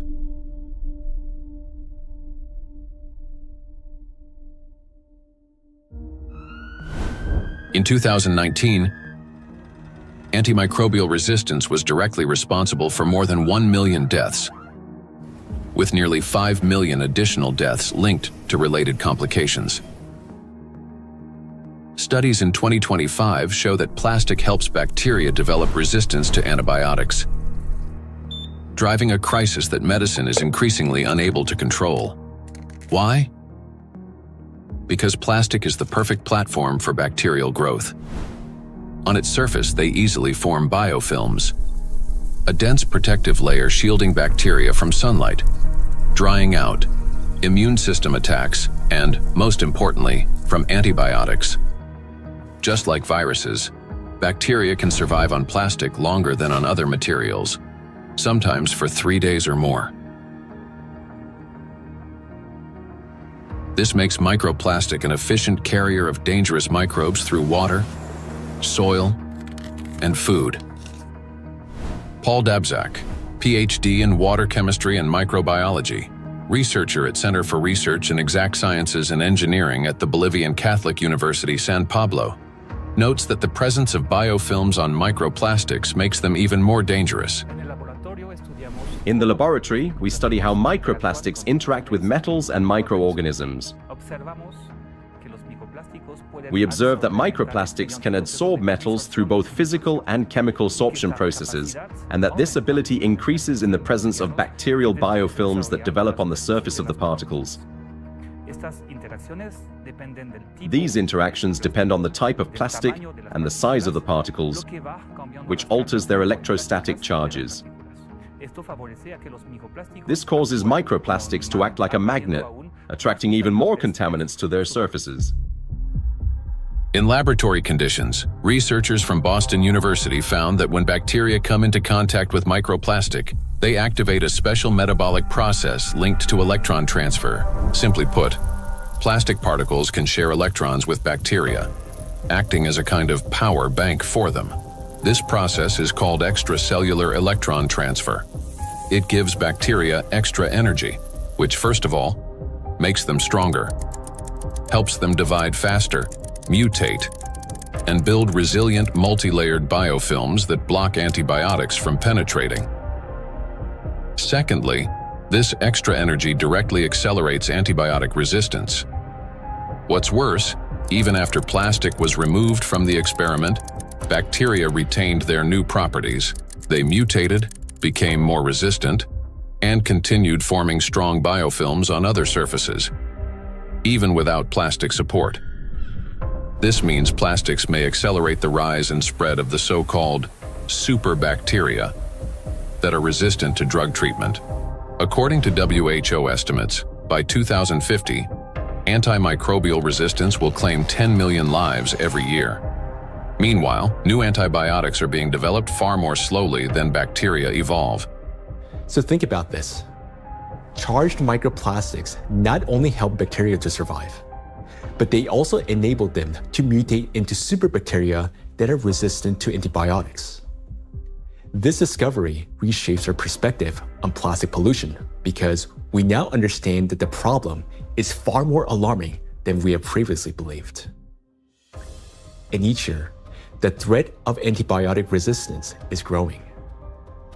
In many countries, standard drugs are already losing their effectiveness, and even common infections are becoming increasingly difficult to treat. If this trend continues, antibiotics could soon become entirely useless. Micro and nanoplastics affect the respiratory system. The inhalation pathway of micro and nanoplastics is especially dangerous because plastic particles carrying an electrostatic charge can reach not only the lungs, but also travel directly into the brain through the olfactory pathway. Chinese researchers have estimated that in just 2 hours outdoors, an adult can inhale up to 106,000 microplastic particles, and a child about 73,000. Given the lower body mass of children, the concentration of inhaled microplastics per kilogram is on average 4 times higher in children than in adults. Once inside the respiratory tract, micro and nanoplastic particles carrying an electrostatic charge trigger a chain of destructive reactions in every cell of the bronchi and lungs. They cause oxidative stress and chronic inflammation, leading to severe consequences such as the onset and worsening of bronchial asthma, progression of chronic obstructive pulmonary disease, pulmonary fibrosis, in which healthy lung tissue is replaced by scar tissue, and an increased risk of malignant tumors of the respiratory tract. In a study conducted in 2021, microplastics were found in 13 out of 20 lung tissue samples. In patients with respiratory diseases, particles were found in every sample of throat phlegm. What's more, plastic fibers have been discovered in malignant lung tumors. According to the World Health Organization, lower respiratory tract infections remain the world's deadliest infectious disease and rank among the top 5 leading causes of death. Cancer of the trachea, bronchi, and lungs ranks 6th among the leading causes of death. Micro and nanoplastics disrupt the functioning of the heart and blood vessels. Cardiovascular diseases are the leading cause of death worldwide. Despite tremendous efforts by the scientific community to develop and introduce innovative treatments, both the incidence and mortality from these diseases continue to rise. How do micro and nanoplastics damage the heart and blood vessels? The main thing electrostatically charged nanoplastics do is they destroy the mitochondria inside our cells. The heart is one of the body's most energy-demanding organs, and it's the mitochondria, the energy producers, that give it the power for every single beat. And when mitochondria start to malfunction, the heart literally stalls. It no longer has enough energy to maintain a normal rhythm or strong contractions. Heart attacks and strokes remain the world's leading causes of death among all diseases. In this context, it's especially alarming that scientists have found micro and nanoplastics inside atherosclerotic plaques, dense deposits within arterial walls that narrow the vessels and can obstruct blood flow. When a vessel becomes constricted or a clot forms, blood circulation to the heart or brain is disrupted, sharply increasing the risk of a heart attack or stroke. Research shows that when microplastics are present in carotid artery plaques, the risk of these life-threatening events and fatal outcomes rises by 4.5 times. Micro and nanoplastic particles trigger blood clot formation. When micro and nanoplastics enter the bloodstream, they don't simply drift there passively. Because of their electrostatic charge, plastic particles stick to vessel walls and attract blood proteins and cells. These coated particles damage the endothelium, the ultra-thin layer of cells lining the inside of blood vessels. The endothelium is like an intelligent shell of the vessels. It regulates their dilation and constriction, controls blood clotting, and protects against inflammation. However, under the influence of micro and nanoplastics, this system breaks down, leading to chronic inflammation and an increased risk of thrombosis. In addition, electrostatically charged microplastics can interact with blood cells, platelets and red blood cells, disrupting their normal behavior. Under normal conditions, red blood cells carry a negative surface charge called the zeta potential, which keeps them from sticking together and allows blood to flow freely, even through the tiniest capillaries. But when exposed to microplastics, this charge decreases. Red blood cells begin to clump together, blood viscosity rises, and clot formation starts. As a result, clots appear in the vessels, obstructing blood flow, which is especially dangerous for the brain, heart, and eyes. This consequently increases the risk of chronic fatigue, vision disorders, hypertension, heart attack, and stroke. Nanoplastics interact with cell membranes. Positively charged nanoparticles are strongly attracted to negatively charged components, leading to disruption of membrane integrity, for example, in red blood cells, platelets, and endothelial cells. Micro and nanoplastics induce the development of cancer. The rise in cancer rates worldwide is absolutely frightening. I think it's very legitimate to call it an epidemic. The statistics are sobering. The World Health Organization estimated that in 2020, worldwide there was about 18.1 million new cases of cancer, whereas in 2022, just 2 years later, it's gone from 18.1 million up to nearly 20 million. And in fact, according to the World Health Organization, if this trend continues, by 2050, worldwide there's going to be 33 to 35 million new cases of cancer, truly an epidemic and truly a real major health issue affecting every single person everywhere in the world. So yes, that's a huge problem. For a long time, cancer was considered a disease of old age, the result of accumulated DNA mutations, weakened immunity, and years of exposure to carcinogens. But today, because of nanoplastic exposure, mutations can begin to build up in the body at much earlier stages of life.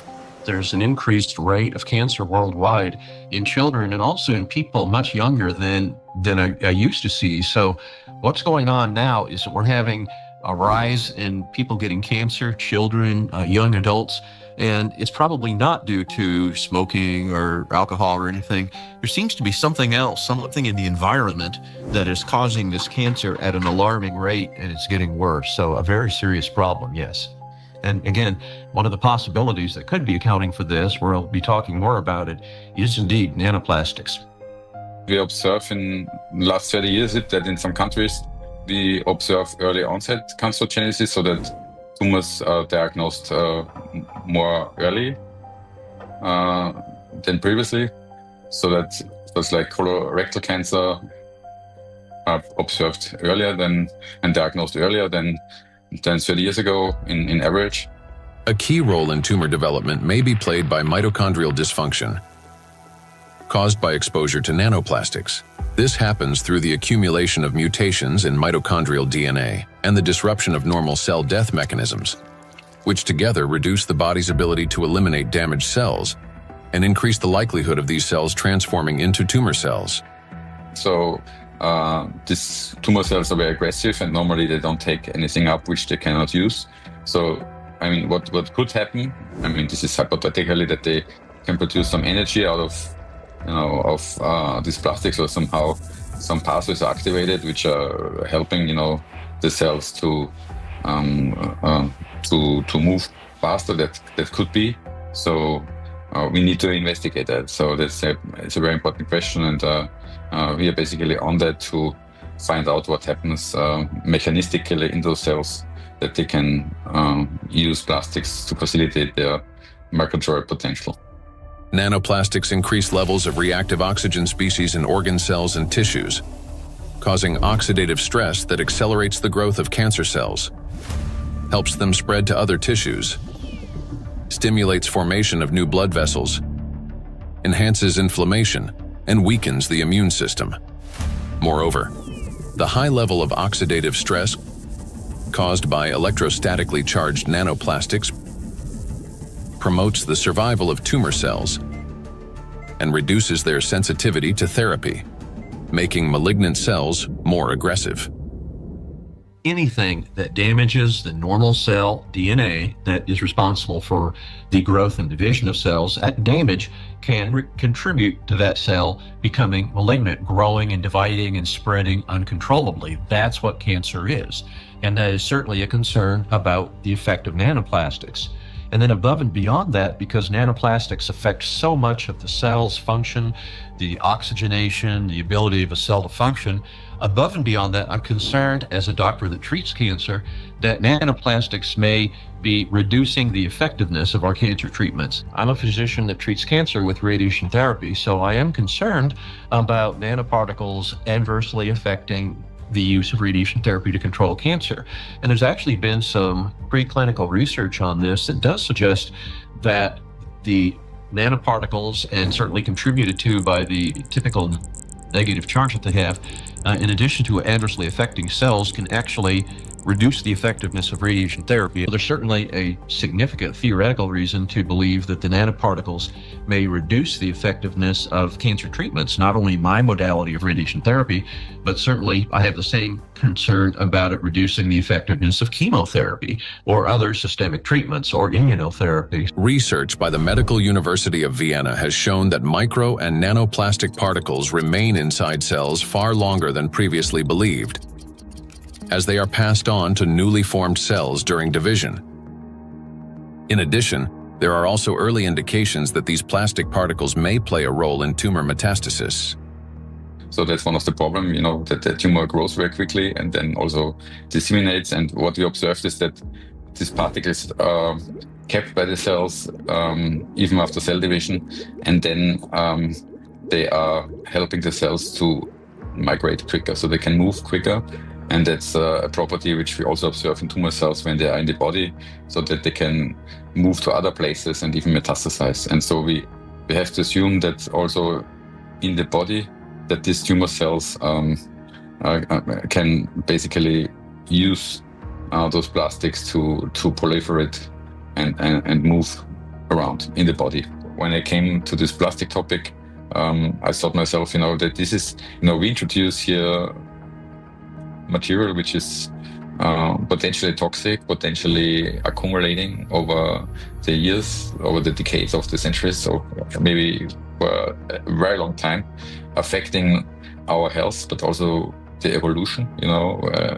I not only mean the cancer evolution of how cancers originate, but even the evolution of new species and the evolution of the whole ecosystems. Nanoplastics affect every system in the human body. They act as a trigger, setting off a cascade of processes that lead to serious illnesses, all because of their electrical charge.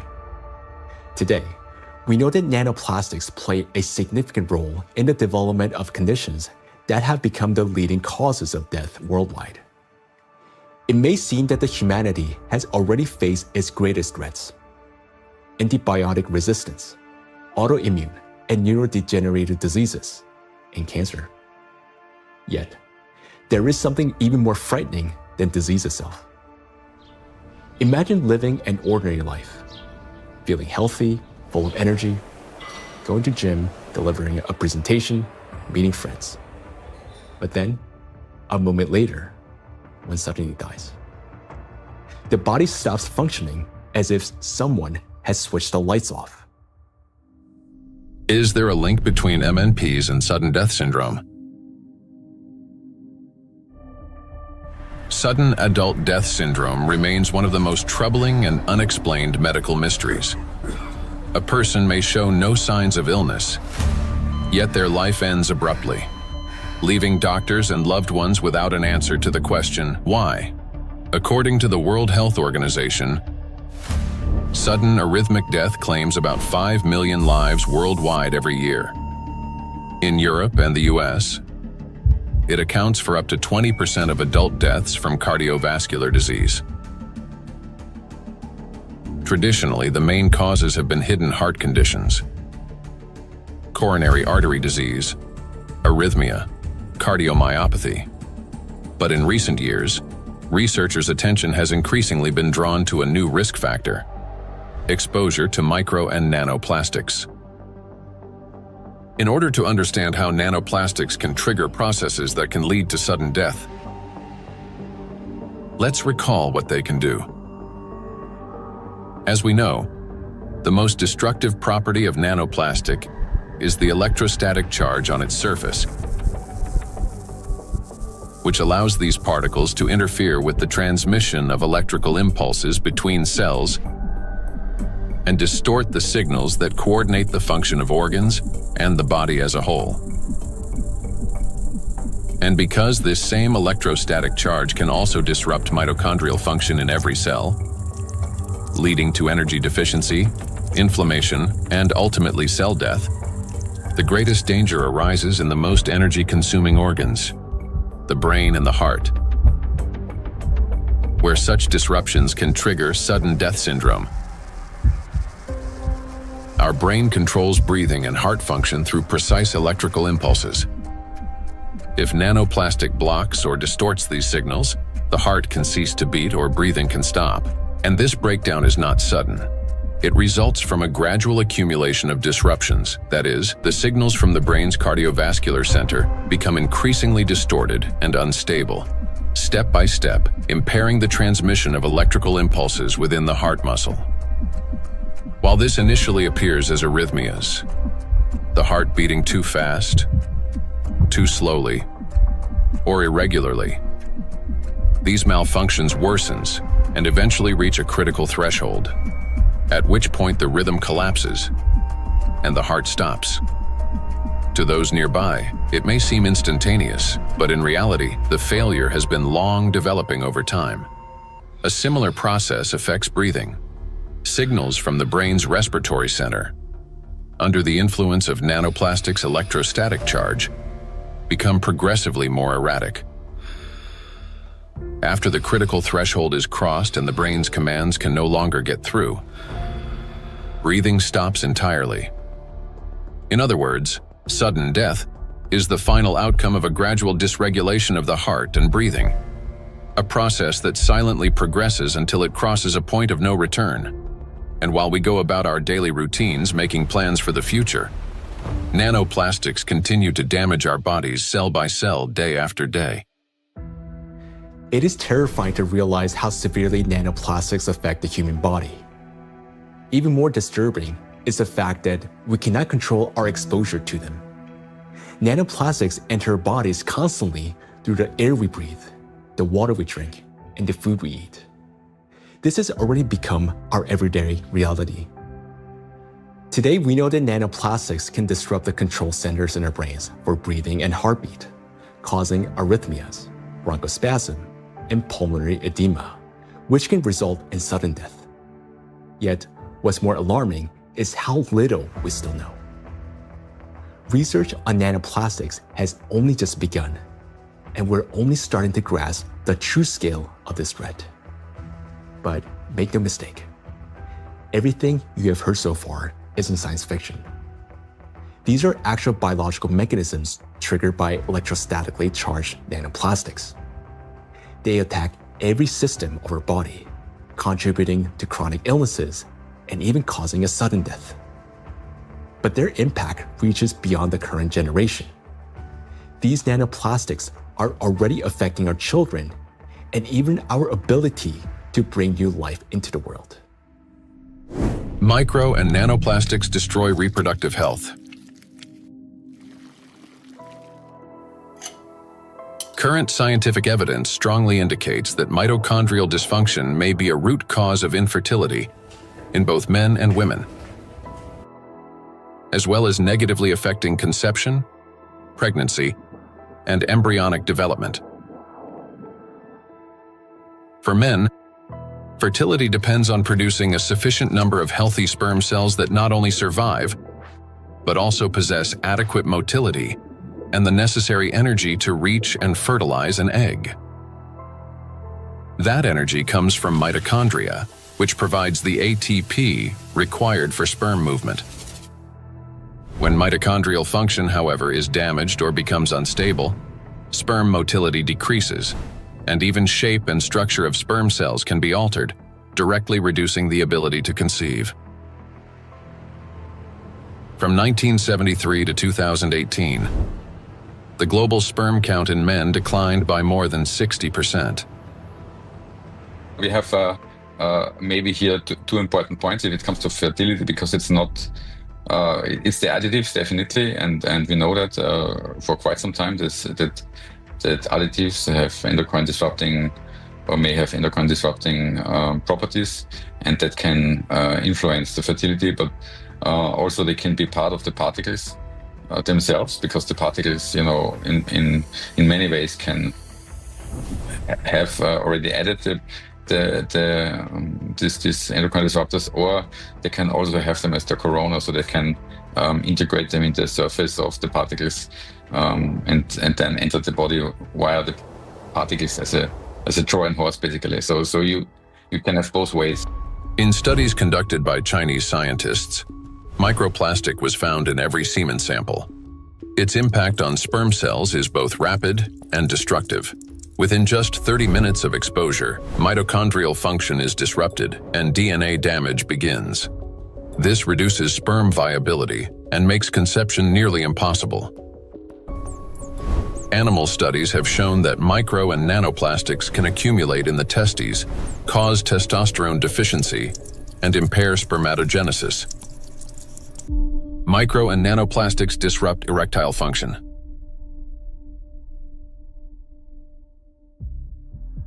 Insufficient testosterone production can lead to infertility, reduced libido, erectile dysfunction, and in adolescence, delayed sexual development. Producing testosterone requires large amounts of energy in the form of ATP. Even small amounts of electrostatically charged nanoplastic entering the mitochondria can disrupt their function and decrease ATP production. This, in turn, can lower testosterone levels by 60 to 70%. Such a drop impairs blood flow in the corpora cavernosa, the structures of the penis responsible for erection. As a result, this leads to erectile dysfunction and ultimately to impotence. In addition, electrostatically charged nanoplastic interferes with nerve impulse transmission, which means that even in a state of sexual arousal, an erection does not occur. This has been confirmed by research from Anhui Medical University in China. In animals with chronic microplastic intoxication, erectile function was impaired after just 1 month. Results of a national study in Japan showed that erectile function and sexual activity are declining among the younger generation. Every third man in Japan, which is about 14 million individuals, suffers from erectile dysfunction. Moreover, young Japanese men, particularly those aged 20 to 24, exhibited decreased sexual desire, weak erections, difficulty reaching orgasm, and low levels of sexual satisfaction. In fact, the prevalence of erectile dysfunction in the 20 to 24 age group was 26.6%, which is almost equal to the 27.8% observed in men aged 50 to 54. This alarming trend is not confined to Japan only. Global research confirms that symptoms of erectile dysfunction affect up to 75% of men worldwide, showing that this condition is widespread and can impact men of any age in any region. In 1995, more than 152 million men worldwide suffered from erectile dysfunction. According to scientists' estimates, within 30 years, this number will approximately double. So think about it. If just one signal fails, the movement will not occur, a thought will not form, and an emotion will not arise. The same is true even for the most intimate aspect of human life. Everything depends on the precise coordination between neural and vascular connections. And it is this delicate connection that charged nanoplastics disrupt. Erectile dysfunction is no longer a rare condition. It has become a widespread reality, with symptoms now observed in 75% of men worldwide. Imagine jumping with a parachute that has 75% chance of not opening. Would you take that leap? That's how most of men feel today. The situation with female fertility is no less alarming. A 2025 study revealed the presence of microplastic particles in the follicular fluid of ovaries in 14 out of 18 women, with an average of more than 2,000 particles per milliliter. These data indicate that micro and nanoplastic particles can cross the blood follicle barrier. After entering the ovaries, micro and nanoplastic particles affect the egg cell and disrupt key mechanisms essential to the health of the female reproductive system. One of the most critical of these mechanisms is mitochondrial function. Each egg cell contains between 100,000 and 600,000 mitochondria, and the energy they produce is vital at every stage, from egg cell formation and maturation to fertilization, and the subsequent growth and development of embryonic tissues. Mitochondrial dysfunction caused by exposure to nanoplastics can impair egg cell maturation, reduce the likelihood of successful fertilization, and even lead to developmental arrest of the embryo. Accumulation of nanoplastics in reproductive organs can be one of the main causes of infertility. According to the World Health Organization, today, about 17.5% of adults, that is, about 1 in 6 people in the world, face infertility. Given the global spread of plastic pollution, Professor of Environmental Medicine and Reproductive Health, Dr. Shanna Swan predicts that by 2045, the world's population may become completely infertile. Micro and nanoplastics affect the emergence of life. During pregnancy, a woman's body creates ideal conditions for the growth and protection of the fetus.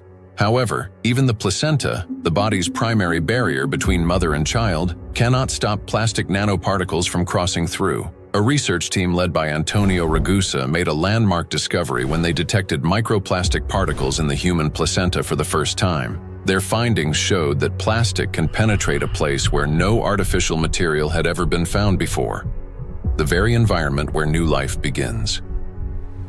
I was in a wonderful place in Italy, in Sardinia, a place called Piscinas, in Sulcis, in the southwest of Sardinia, where the old mining areas are.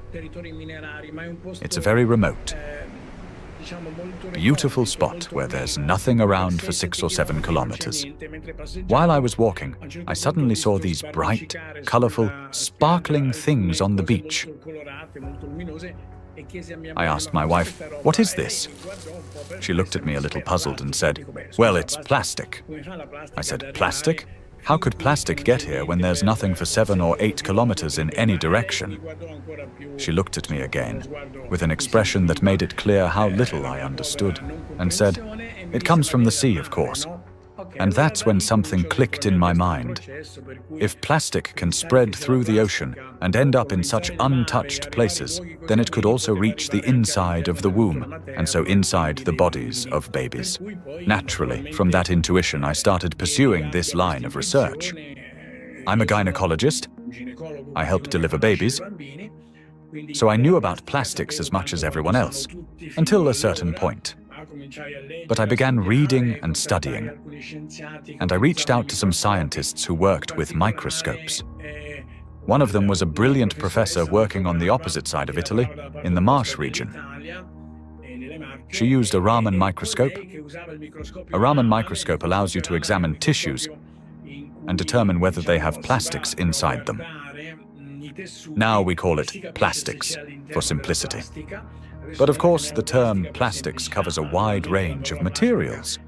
There are dozens and dozens of different plastics. Let's say they are tiny pieces, polymers, that is, infinitely repeated tiny pieces of certain materials that we use every day, throughout the day. So we sent placentas to this professor, and she did an excellent job. She was able to locate and identify plastics inside placentas for the first time. The article we published in 2021 caused a bit of a scandal because the idea of plastics inside the placenta, inside our babies, was shocking to people. Because the plastic we find in the oceans is the same plastic we ultimately find in children. Micro and nanoplastics affect a child in the womb. Plastic triggers inflammation and disrupts blood flow in the placenta. This means the fetus receives less oxygen and fewer nutrients, increasing the risk of intrauterine growth restriction, hypoxia, and preterm birth. The more plastic there is in the placenta, the more likely it is that babies, unfortunately, are born prematurely. And these babies also tend to be smaller compared to those with lower levels of plastic exposure. We have to recognize that premature birth is the main problem facing humans today.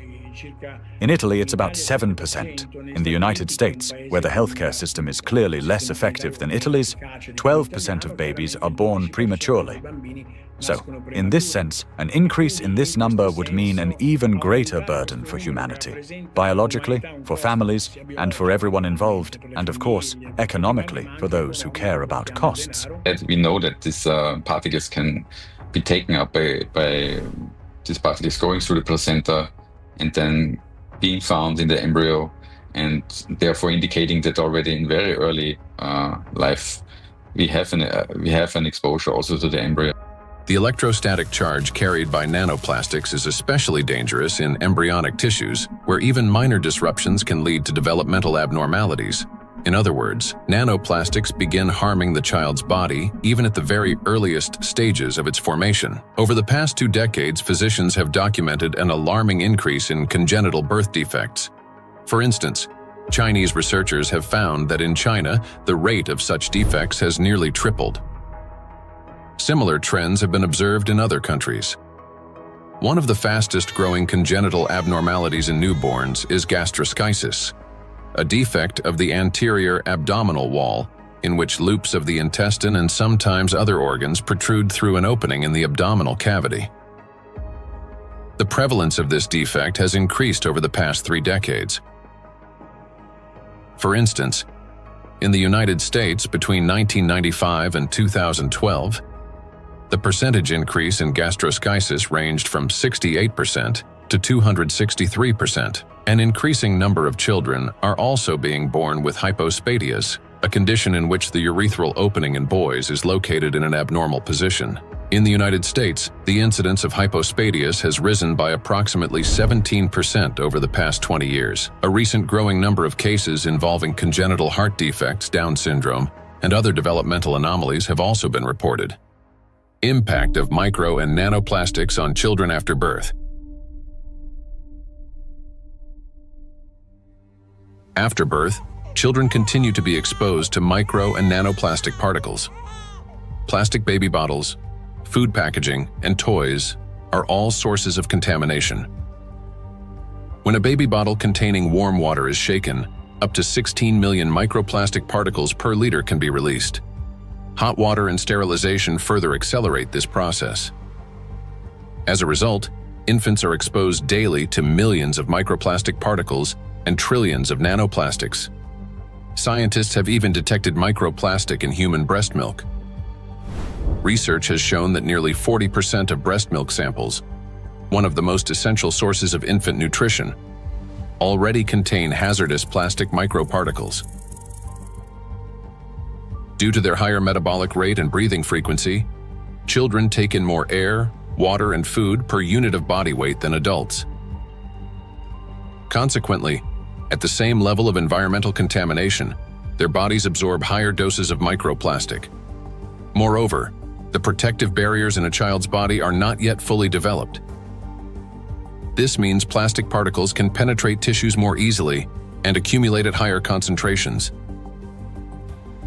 For example, in children under 2 years of age, the ethmoid bone is not yet fully formed, and its openings are wider, allowing plastic particles to pass more easily through the olfactory nerves directly into the brain. Plastic is an infiltrator, and it's mainly children who are affected by it. In our scientific article that drew a lot of attention and was widely cited, we called them cyborg babies, meaning babies who are made of organic material, but also inorganic material like plastic. These babies are smaller. They generally have smaller brains, and very few end up with lower levels of plastic in their bodies. They're not completely free of it, since plastic is everywhere, but with lower levels of plastic. Because of the electrostatic charge of micro and nanoplastic particles, as well as the presence of bisphenols and phthalates, the endocrine and reproductive systems of children are particularly vulnerable. These substances interfere with the formation and development of the reproductive organs, potentially leading to infertility later in life. Given scientific projections that by 2045 humanity could face widespread infertility, children born after 2020 may have a high likelihood of being unable to conceive their own offspring. I have 2 little daughters, and for me personally, everything we have just heard is terrifying. The truth is that we still don't fully understand the catastrophic consequences of our children being exposed to micro nanoplastics. Or, as Dr. Ragusa put it, they have become cyborg children. We're only beginning to grasp the full scale of this reality. And it is truly heartbreaking to look at small children and realize that they may never be able to have children of their own. Not to mention that their lives are already at risk today. The immune system is also at risk. In early childhood, it is still learning to distinguish between friends and foes. Exposure to microplastics can disrupt this process, increasing the risk of allergies, eczema, food intolerances, and even autoimmune diseases. But it also has long-term consequences by which cell programming determines diseases that will then manifest themselves when a person reaches adulthood. That is, at 40 or 50 years of age. And these are diseases that are currently overwhelming, if not outright damaging, our world. They're the so-called non-communicable diseases: obesity, hypertension, diabetes, and metabolic syndrome. A child's brain is especially vulnerable in the first years of life, a critical period of rapid nervous system development when neurons are formed and complex neural connections are established. However, electrostatically charged nanoplastic can interfere with these delicate processes by inducing inflammation, damaging immature nerve cells, and impeding their development. As a result, memory, attention, and learning abilities may be impaired, and emotional instability can arise. Over time, this may manifest as anxiety, learning difficulties, and episodes of aggression. In addition, studies indicate a potential link between exposure to micro and nanoplastic and the development of autism spectrum disorders. Given the breadth of damage that electrostatically charged micro and nanoplastics can inflict on the human body, the scientific community may need to examine their possible role in the rapid rise of autism more closely. For me as a father, it is heartbreaking to realize how truly defenseless our children are. Micro and nanoplastics start affecting them from the very moment of conception, persist throughout fetal development, and continue their impact after birth. Unfortunately, the illnesses that we have already discussed are not the only conditions that micro and nanoplastics can trigger in children. According to statistics, sudden infant death syndrome is among the leading causes of mortality in infants under 1 year old. This is when a seemingly healthy baby dies unexpectedly, and the cause remains unknown even after all examinations. The number of such tragedies is rising rapidly. In the United States, for example, the number of sudden infant deaths has increased by 12% between 2020 and 2022. It is unbearably tragic when there's no way to protect a child. Micro and nanoplastics and sudden infant death syndrome.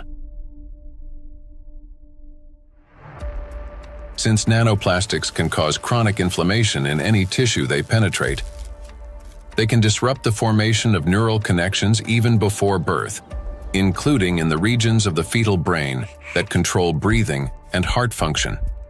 After birth, the damaging influence of electrostatically charged nanoplastics continues. An infant's nervous system is still developing and remains highly unstable. Therefore, even minor disturbances in signal transmission can lead to respiratory or cardiac arrest. These very functions are often impaired in infants who die from sudden infant death syndrome. Moreover, when micro and nanoplastics damage mitochondria, the affected cells begin producing less energy. To compensate for this deficit, they increase the number of copies of mitochondrial DNA and expand their population of mitochondria. Studies have shown that children who died from sudden infant death syndrome had a significantly higher number of mitochondrial DNA copies in their cerebral cortex compared with control groups, suggesting that this number may serve as a biomarker in cases of sudden infant death syndrome. Thus, exposure to micro and nanoplastics may be a key factor in the development of sudden infant death syndrome, as well as in a range of pathologies that contribute to premature infant mortality. We're unable to protect ourselves, and worst of all, our children from the effects of micro and nanoplastics. While modern diagnostic equipment capable of accurately identifying the true causes of disease and death is still not available everywhere, we can say with high degree of confidence that nanoplastics contribute to the development of many illnesses and may accelerate their progression. In those rare cases where detailed postmortem examinations were conducted, researchers have found significant amounts of micro-nanoplastic particles precisely in the affected organs and tissues. For example, in brain tissues, atherosclerotic plaques, malignant tumors, and other pathological formations. But despite millions of deaths every year, such investigations into the presence of these plastic particles are carried out only in isolated cases. There are two main reasons for this. First, many laboratories simply lack the equipment required to reliably detect micro and nanoplastics. Second, doctors and researchers, they rarely consider the possibility that these particles could potentially influence the development or outcome of the disease. Consequently, medical reports continue to list familiar diagnoses, although behind them may lie an overlooked factor: the impact of micro and nanoplastics on the human body. I understand that hearing this part of our investigation may have been very difficult. It was for me as well, believe me. But the impact of micro nanoplastics on all of us is not something we can continue to ignore. This is a crisis already underway, one that remained unnoticed for so long because the threat has been working silently within. Every day, and I'm not talking about every year or every month, but every single day, the amount of micro and nanoplastics around us continues to increase. Large plastic waste constantly breaks down into smaller particles, and these particles eventually enter our bodies through the food we eat, the water we drink, and the air we breathe. This means that with every meal, every sip of water, and every breath, huge quantities of nanoplastics enter our bodies and begin their destructive work. Their harmful effects on our cells grow in direct proportion to their concentration. And this is a scientific fact. What's even more alarming is that today, there is already so much micro nanoplastics accumulated in the ocean that it will be enough to destroy the entire biosphere, including humans, at least 3 times over. When we hear about threats of such magnitude, our instinct is to run away from them. And I understand that. It may feel like the only logical response is to eliminate plastic from our lives completely, or better yet, to take our family and move to some pristine corner of our planet. But would that really solve the problem? In fact, where could we possibly go to escape micro and nanoplastics? Finding solutions.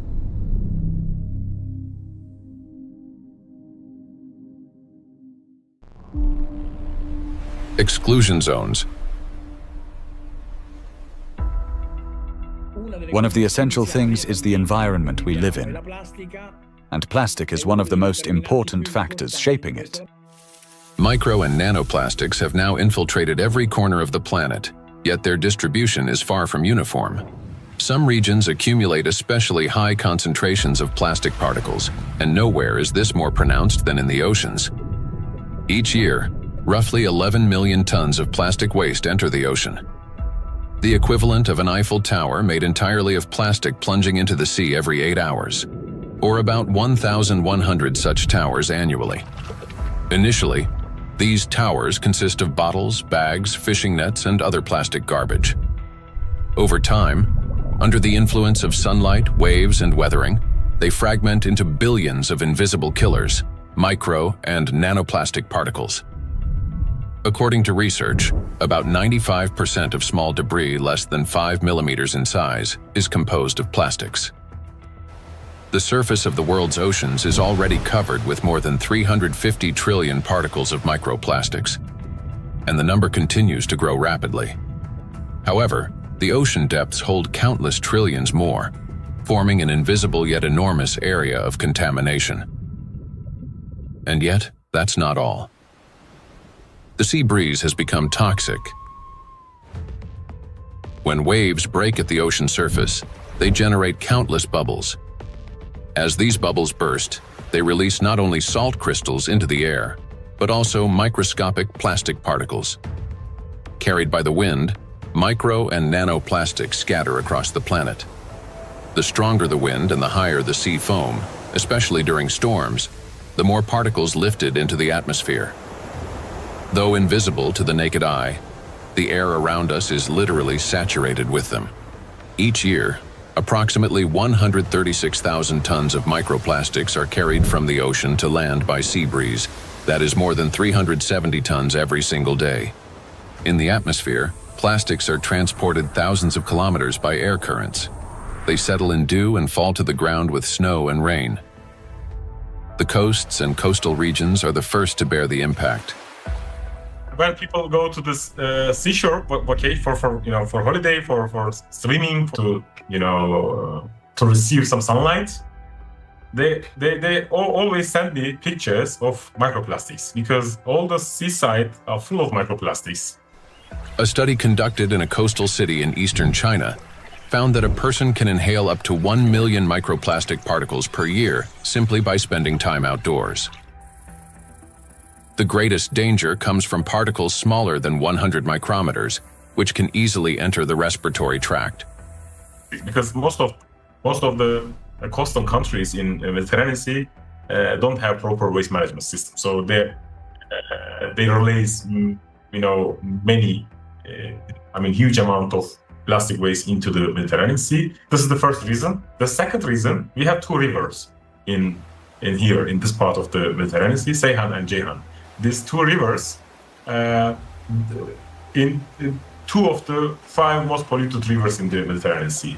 Recycling actually makes those two rivers most polluted rivers in the Mediterranean Sea. They carry more than 5,000 tons of plastic waste into Mediterranean Sea every year. It's too much. And also, the coastline in the Turkish coast has pollution like 31 kilogram per kilometer per day. Every day, 31 kilogram of plastic waste reach that coast in 1 kilometer coastline. It's too much.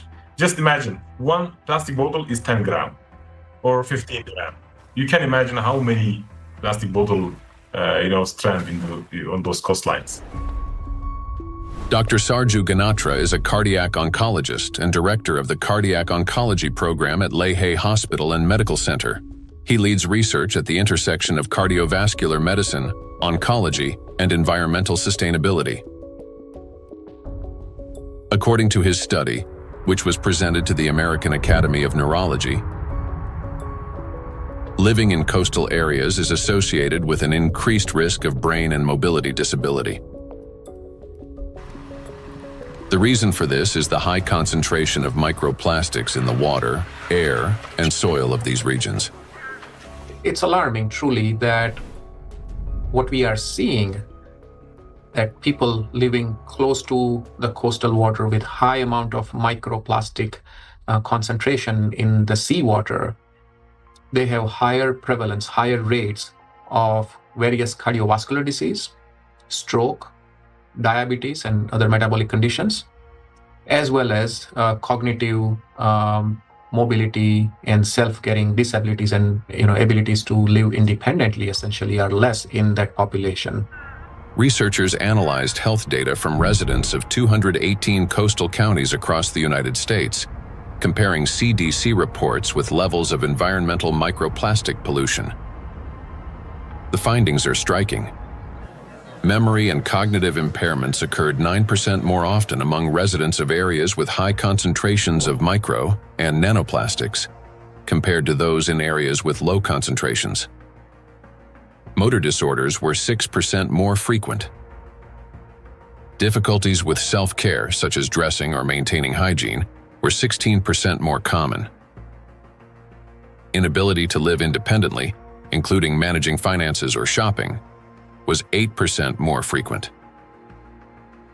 In coastal regions, where the concentration of micro and nanoplastics far exceeds that found in inland, people are already paying the price, not only with their health, but with their lives. In a study led by Dr. Sarju Ganatra, scientists compared regions with high and low levels of microplastic pollution. But this raises an important question. That is, what does low level mean today? To answer this, let's look at the numbers. Dr. Ganatra defined a low level of contamination as one tiny plastic particle per 200 bathtubs filled with seawater. At first glance, that might sound negligible. But when that single particle breaks down into nanoscale fragments, the number of particles increases not by tens or hundreds, but by millions of times. Let's consider a simple calculation. Suppose the volume of one such tiny plastic particle is just 1 cubic millimeter, roughly the size of a grain of sand. Over time, it breaks down into many smaller pieces. Now, if we assume that this single microparticle disintegrates into fragments about 100 nanometers in diameter, that would generate about 1 trillion particles. And if their size decreases to 10 nanometers, the number would skyrocket to 10 to the 15th, or 1 quadrillion nanoparticles, all from a single microparticle. So what does this mean in practice? It means that even one glass of such clean water, which hardly exists anymore, would potentially contain about 5 million nanoplastic particles. And for the human body, after drinking just one glass, at least 5 million cells will be put at risk. So can this so-called low level of contamination truly be considered safe? Each of those 5 million particles entering a body can trigger inflammation, cause hypoxia, and disrupt communication between neurons. Note that these effects aren't always immediately noticeable. A mild headache, occasional fatigue, anxiety, or difficulty concentrating. All these may be early warning signs of cognitive decline, neurodegenerative diseases, disability, and ultimately, death. These symptoms are particularly evident among people who live or spend significant time near the coastal regions. And the decline in their health is an early warning sign, a reflection of a much larger crisis unfolding across the world. Do you remember Professor Gundotu saying that the coastal countries of the Mediterranean don't have an adequate waste management system? Well, according to research, the concentration of microplastics in this region is about 4 times greater than North Pacific Ocean, where, by the way, the Great Pacific Garbage Patch is located. And in addition to 5 already known invisible garbage patches, researchers have identified a 6th garbage patch hidden in the Mediterranean Sea. It's called invisible because it consists mostly of microplastics. And unlike other oceanic garbage patches, which are at least far away from the densely populated coastline, this one is surrounded by 21 countries. It's a home to nearly 500 million people. We can say that this is the most dangerous garbage patch of the planet, because here, the plastic has already broken down into small sizes that are dangerous for life. Everyone living in the Mediterranean is constantly breathing air with an extremely high concentration of micro-nanoplastics. This is an extremely dangerous zone that should have been long ago been designated as an exclusion zone. Now, recall the battery example and imagine how many charged particles are present and how much energy is concentrated there. That's why the Mediterranean Sea is warming faster than the rest of the world's oceans. This is very serious because Mediterranean plays a key role in shaping the climate of Europe and the Mediterranean countries. It affects the weather patterns, rainfall distribution, and even the ecosystems of the entire region. It is precisely this extreme warming here, driven by micro and nanoplastics, that is intensifying the climate anomalies, extreme weather events, and even natural disasters throughout the Mediterranean. Meanwhile, the amount of micro and nanoplastics continue to rise with every passing minute. And what worries me personally is that people do not know this and continue traveling to these regions, often with their children, thinking that they're going there to rest and recharge, when in reality, they're entering a zone of extreme danger. So the things that once symbolized health, freedom, and luxury, a yacht on an open water, a villa by the sea, or even a private island in the ocean, they're now slowly turning into exclusion zones. For now, this problem is mainly recognized by scientists, but it will soon become impossible for the public to ignore. And when that moment comes, mass migration from coastal regions will be inevitable. Thus, if we fail to find a solution, the economic losses will be enormous, as the tourism industry will collapse and luxury resorts on the coast will be deserted. Yet, the threat doesn't end there, because the tiny plastics are constantly spreading by the atmospheric circulation and contaminating everything in its path. Borders just for human, not for particles. So all these small microplastics can travel long distances. We have done experiments on the samples in Siberia, on samples in the north and south and polar regions, and we found in many of those we found nanoplastics. So most of the areas that are considered pristine are at least episodically polluted by nanoplastics via air. We measure around 20 nanograms per cubic meter of air on average. And this is pristine and clean air, and you think it is nothing here, but it's actually almost always something.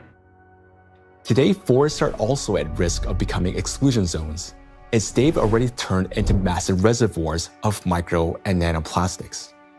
I understand that our instinct, especially as parents, is to search for cleaner and safer places like coastlines and forests where the air feels fresher. But the paradox is that these very places have already become some of the most dangerous environments for human life. Let me give you an example. In a large city, an adult may inhale up to 106,000 microplastic particles during a 2-hour walk. Yet, in areas near the bodies of water, that number far exceeds that, and those 2 hours may be enough to trigger a cascade of diseases, whereas for some individual, a fatal outcome. It is important to understand that when a single micro or nanoplastic particles enters a cell, it destroys more than just that one cell. After the cell dies, the plastic particle is not eliminated from the body. It continues to move throughout the body, damaging other cells and triggering a chain reaction of destruction. This process is endless because plastics, as we know, can recharge and retain electric charge. The more microplastics enter a body, the faster this destruction spreads cell after cell, organ after organ. And time becomes critical here because our body has limited resources to fight this damage, while nanoplastics, they're not expelled. Instead, they continue to accumulate in ever-increasing quantities, destroying us from within. Nanoplastics are perfect killers not only of humans, but of the entire biosphere, and it's impossible to hide from them anywhere. They're literally pushing us out of the world we once knew. Micro nanoplastics are already affecting our planet as well as the climate. And moreover, they're intensifying already devastating natural disasters and contributing to the worsening geodynamic crisis. Climate and plastic in a single cycle of destruction. The world ocean is the largest system of our planet. It regulates climate and serves as the main source of oxygen. The ocean and the atmosphere form a single, interconnected climate system. Water has a remarkable ability to absorb and store immense amounts of heat, increasing its temperature only gradually. The accumulated heat is then evenly redistributed across the planet and transferred to the atmosphere. This property of the ocean to efficiently dissipate heat from the Earth's interior protects the planet from extreme temperature swings and helps stabilize the climate. But massive contamination of the oceans with micro and nanoplastics is disrupting this finely tuned mechanism. Electrostatically charged plastic particles bind water molecules, forming hydrate shells around themselves. This alters the physical and chemical properties of ocean waters. This has already reduced its thermal conductivity and created pockets of overheated zones where heat can no longer dissipate. Consequently, overall ocean warming is accelerating. This topic is explored in greater detail in the documentary Anthropogenic Factor in the Ocean's Demise. Excessive ocean heating, in turn, increases evaporation and disrupts atmospheric circulation. As a result, both the temperature and humidity of the atmosphere rise. Electrostatically charged nanoplastic particles act as condensation nuclei, causing moisture droplets to freeze at lower altitudes and at higher temperatures, 4 to 10 degrees Celsius. This accelerates cloud formation and contributes to abnormal weather events, large hail, extreme downpours, and disruptions of the hydrological cycle. Charged plastic particles are already influencing weather formation, affecting flight safety, cloud development, and even where and how the precipitation occurs. In other words, microplastic has already become a driver of climate instability.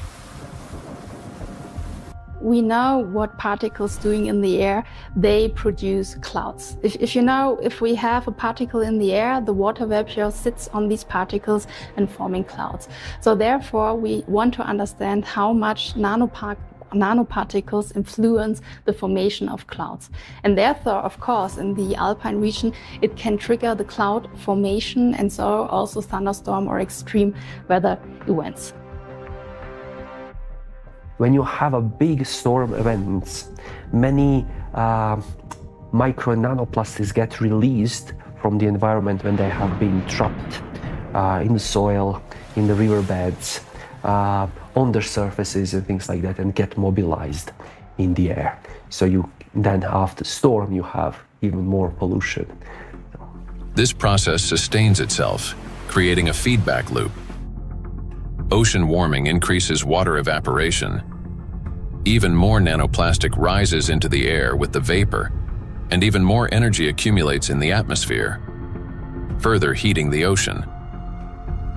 According to data, every degree of warming increases air humidity by 7%, and lightning frequency by at least 12%. Thus, more heat, more moisture, more plastic in the air, more lightning, and the cycle continues endlessly. Observed trends indicate that this energy buildup is accelerating exponentially. And with each passing year, climate anomalies are becoming more distinct and more destructive. We are seeing the hottest summer in Europe after having a record-breaking summer last year. Similarly, here in the northeast of US, we are seeing record-breaking temperature.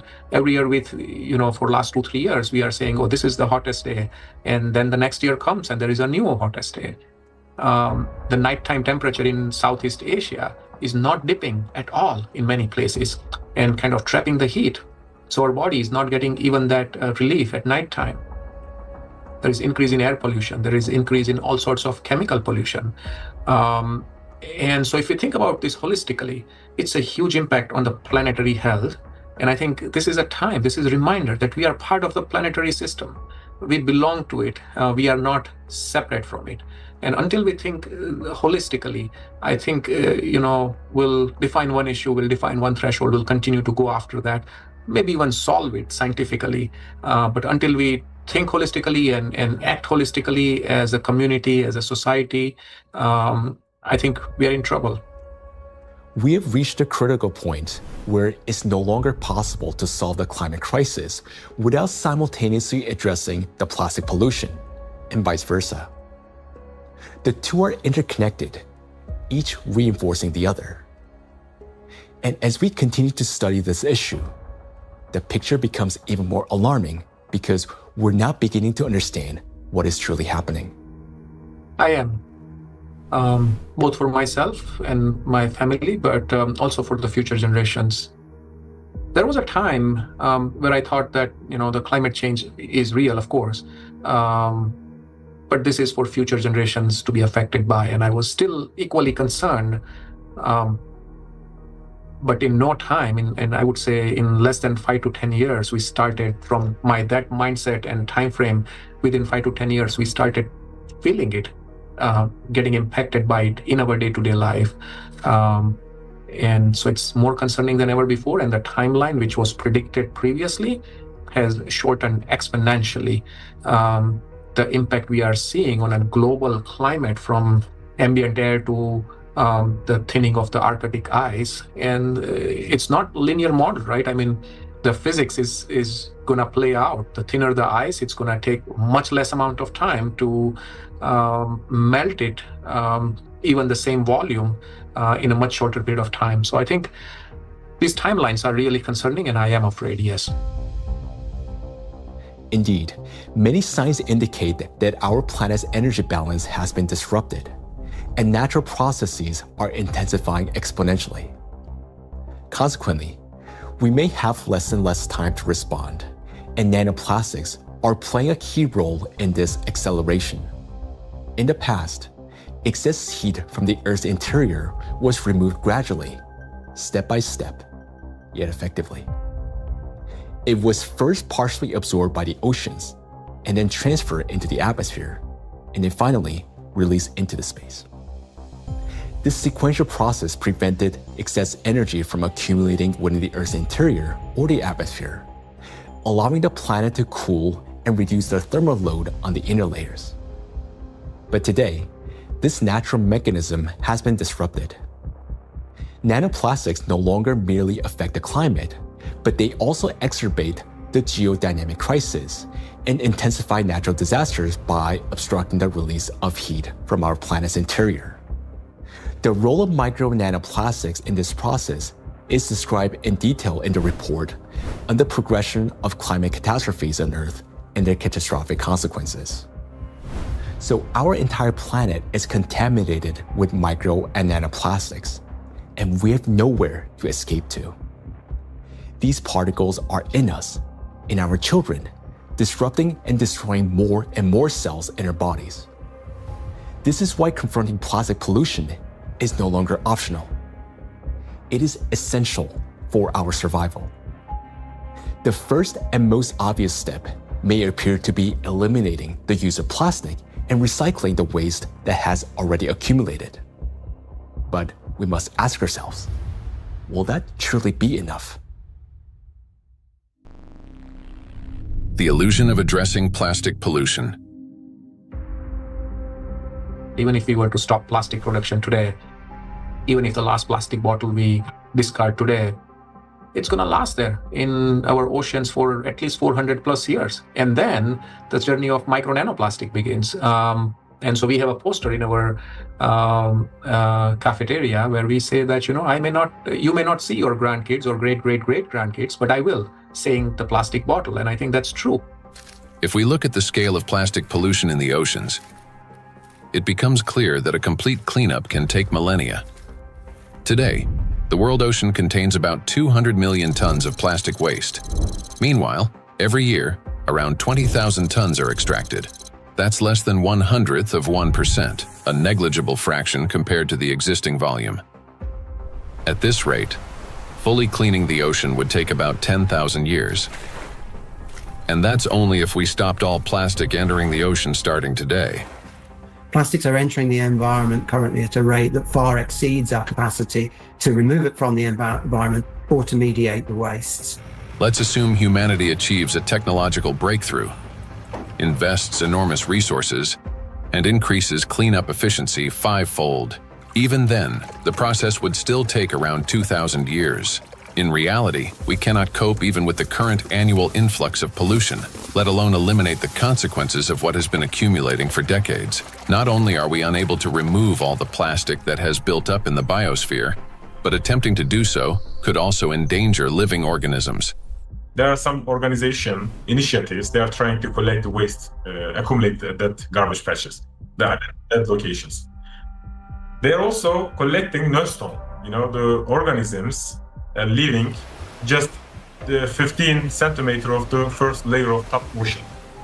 So those organisms, using that, those artificial material as a, hunting ground, nesting ground, feeding ground, or, they are laying egg on those plastics. So when you remove all these plastics, you also remove all those organisms.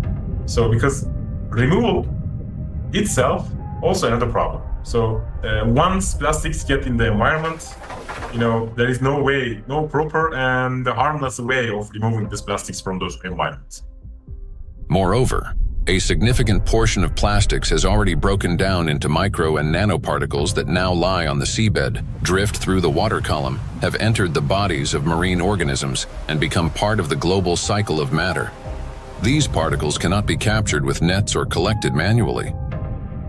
This means that simple mechanical removal of plastics from the environment, even under the most optimistic scenario, will not solve the problem. We are no longer dealing with debris that can simply be picked up, but with nanoparticles carrying an electrostatic charge. This nanomaterial has already become embedded in every living thing on the planet. And even if we succeeded in removing every plastic bottle and every wrapper from the ocean, one question would still remain. What happens next? We still do not have a safe method for disposing of the mountains of plastic waste we would collect. There's mismanaged waste on land all around the planet in informal dump sites. Some waste has been incinerated, some of it commercially in incinerators that may or may not have appropriate screens and filters to collect associated chemicals that might be released. But of course, a lot is burned in open burning scenarios in countries that are not wealthy enough to own the appropriate waste management facilities to deal with the plastic waste that is exported to them by other nations. And then some of it, of course, will have gone into so-called recognized waste management systems, but which might include burying it beneath the ground in landfill, where, of course, it could return to present problems in the future, or indeed incinerating it in commercial incinerators. But depending on the quality of incinerator, of course, there's concerns about the emissions from those incinerators. Burning plastics, whether in backyard fires or industrial incinerators, does not solve the problem. It merely transforms them into a more dangerous form. When heated or burned, large plastic items break down into micro and nanoplastics that disperse into the air, settle onto surfaces, and enter water and soil with precipitation. The apparent disappearance of plastic in flames is an illusion.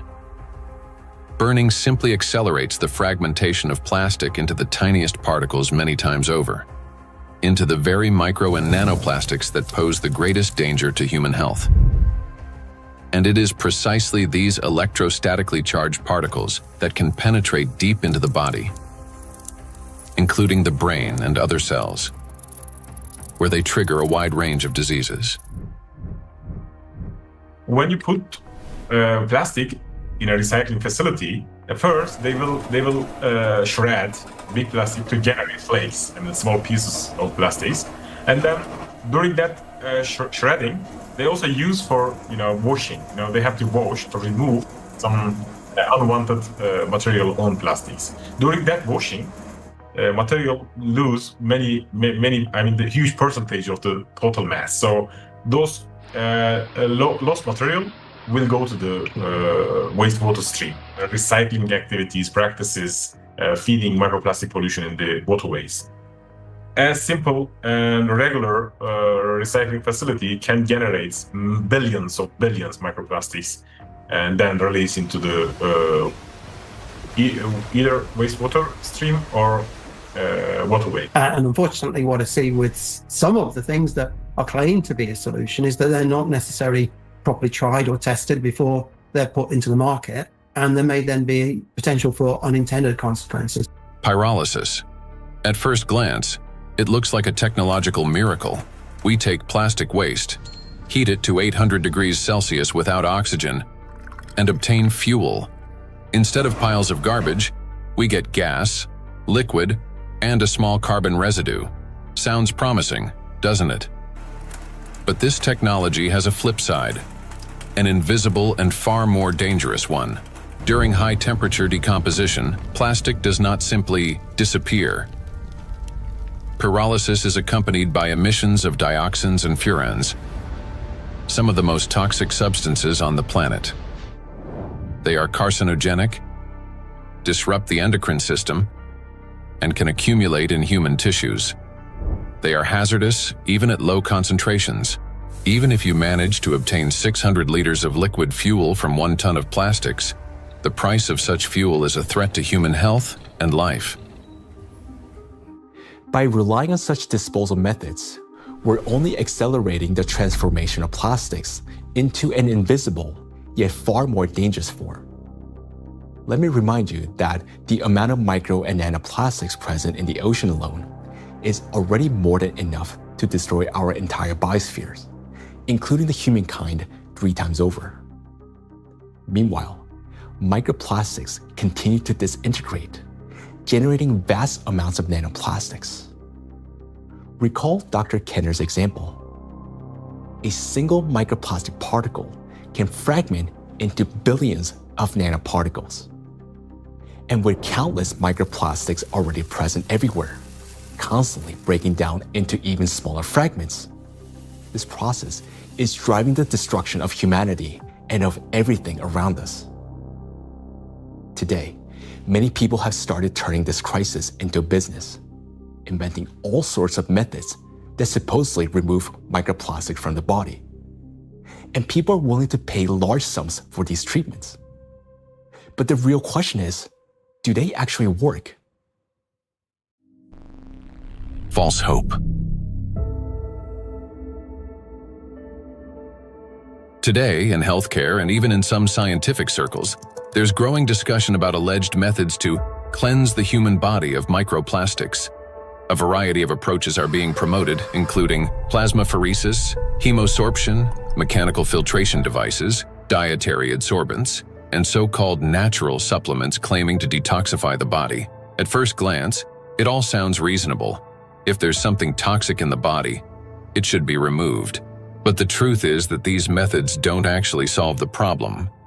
I don't think any scientifically proven techniques exist to filter out the micro nanoplastic from the blood. It gets deposited in the organs themselves, which is not really something you can filter out by sending the blood to some filtration machine. Nanoplastics have already penetrated inside human cells. They are not just circulating in the bloodstream like an unwelcome guest you can simply escort out. They have become part of the body's internal environment. Yes, we can cleanse the blood with sorbents or filter plasma. But how effective can such procedures truly be?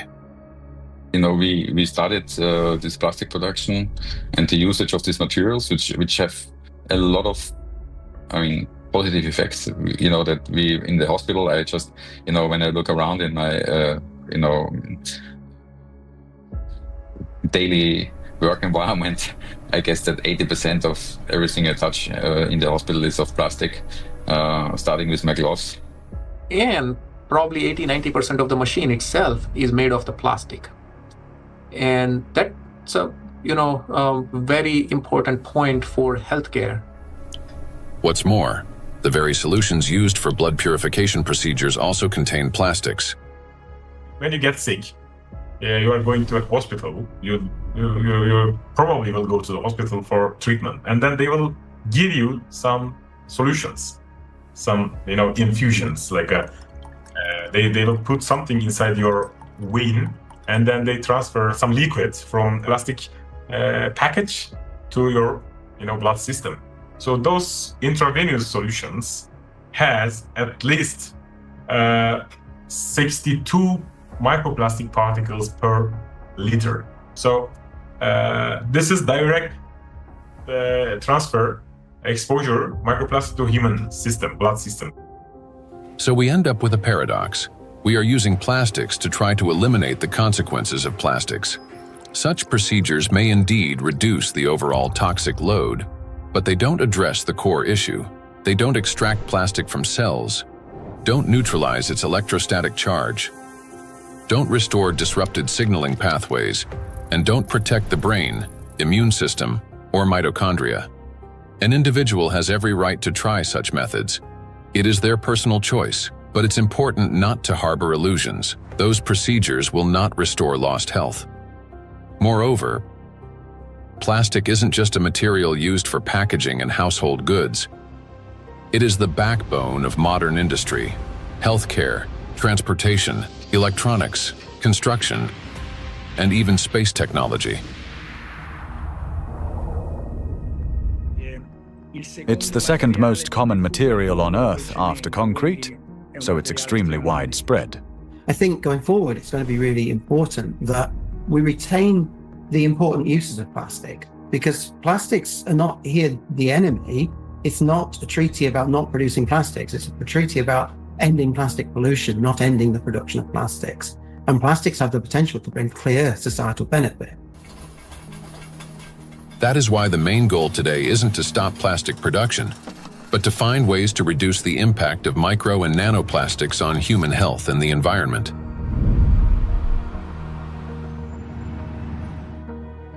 Creating false hope is extremely dangerous. It arises from a misunderstanding of reality and from basic ignorance. We must remember that the most dangerous plastic particles are those small enough to penetrate our cells. And once micro and nanoplastics enter our cells, they cannot be filtered out or removed. They become part of the body and slowly destroy us from within. The most serious problem is that we have no control over how much of this material enters us. Nanoplastics can even penetrate the skin, for example, when we swim in the sea or lie in the sun. And what can we do about nanoplastics that, once inhaled, travel directly to the brain and begin destroying neurons? Nanoplastics are among the most dangerous substances for the biosphere and for all life, including humanity. Yet, abandoning plastics altogether will be senseless because doing so would cause enormous global losses. Synthetic polymers, including plastics, form the backbone of countless modern industries, from medicine and nanotechnology to flexible electronics, neuromorphic hardware for AI, aerospace structures, automotive manufacturing, and construction. Their versatility, ease of shaping and processing, compatibility with other nanomaterials, and scalability have made them the foundation of our modern progress. The solution, therefore, is not to eliminate plastics, but to ensure that they no longer threaten life, And the real path forward begins with understanding precisely what makes nanoplastics so dangerous.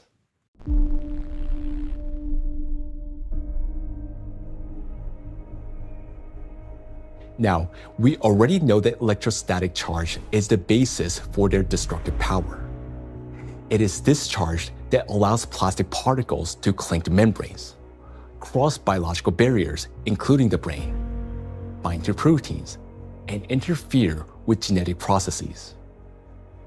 The charge transforms plastic from something inert into a tiny, yet powerful destructive force within the biosphere and humankind.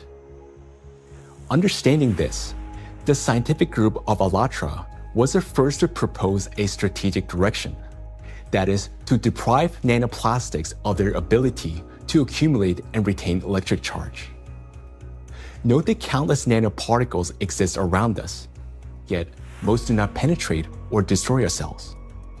Only plastics do because of their electrolyte behavior.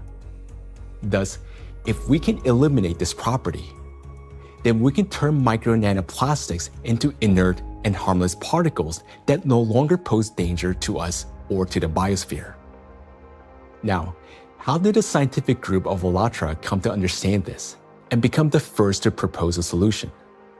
The answer goes back many years and to the work of Dr. Igor Danilov, a vertebrologist and researcher who spent many years studying spinal diseases. Over 20 years ago, he was actively engaged in scientific research focused on investigating degenerative processes in intervertebral discs.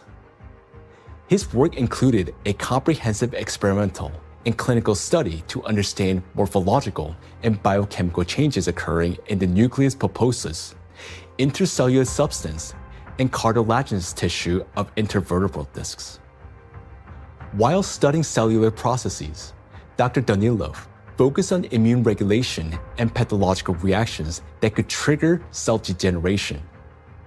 He noted that mitochondrial dysfunction was one of the main drivers of these changes, and this insight became the starting point for investigating what might be disrupting cellular function.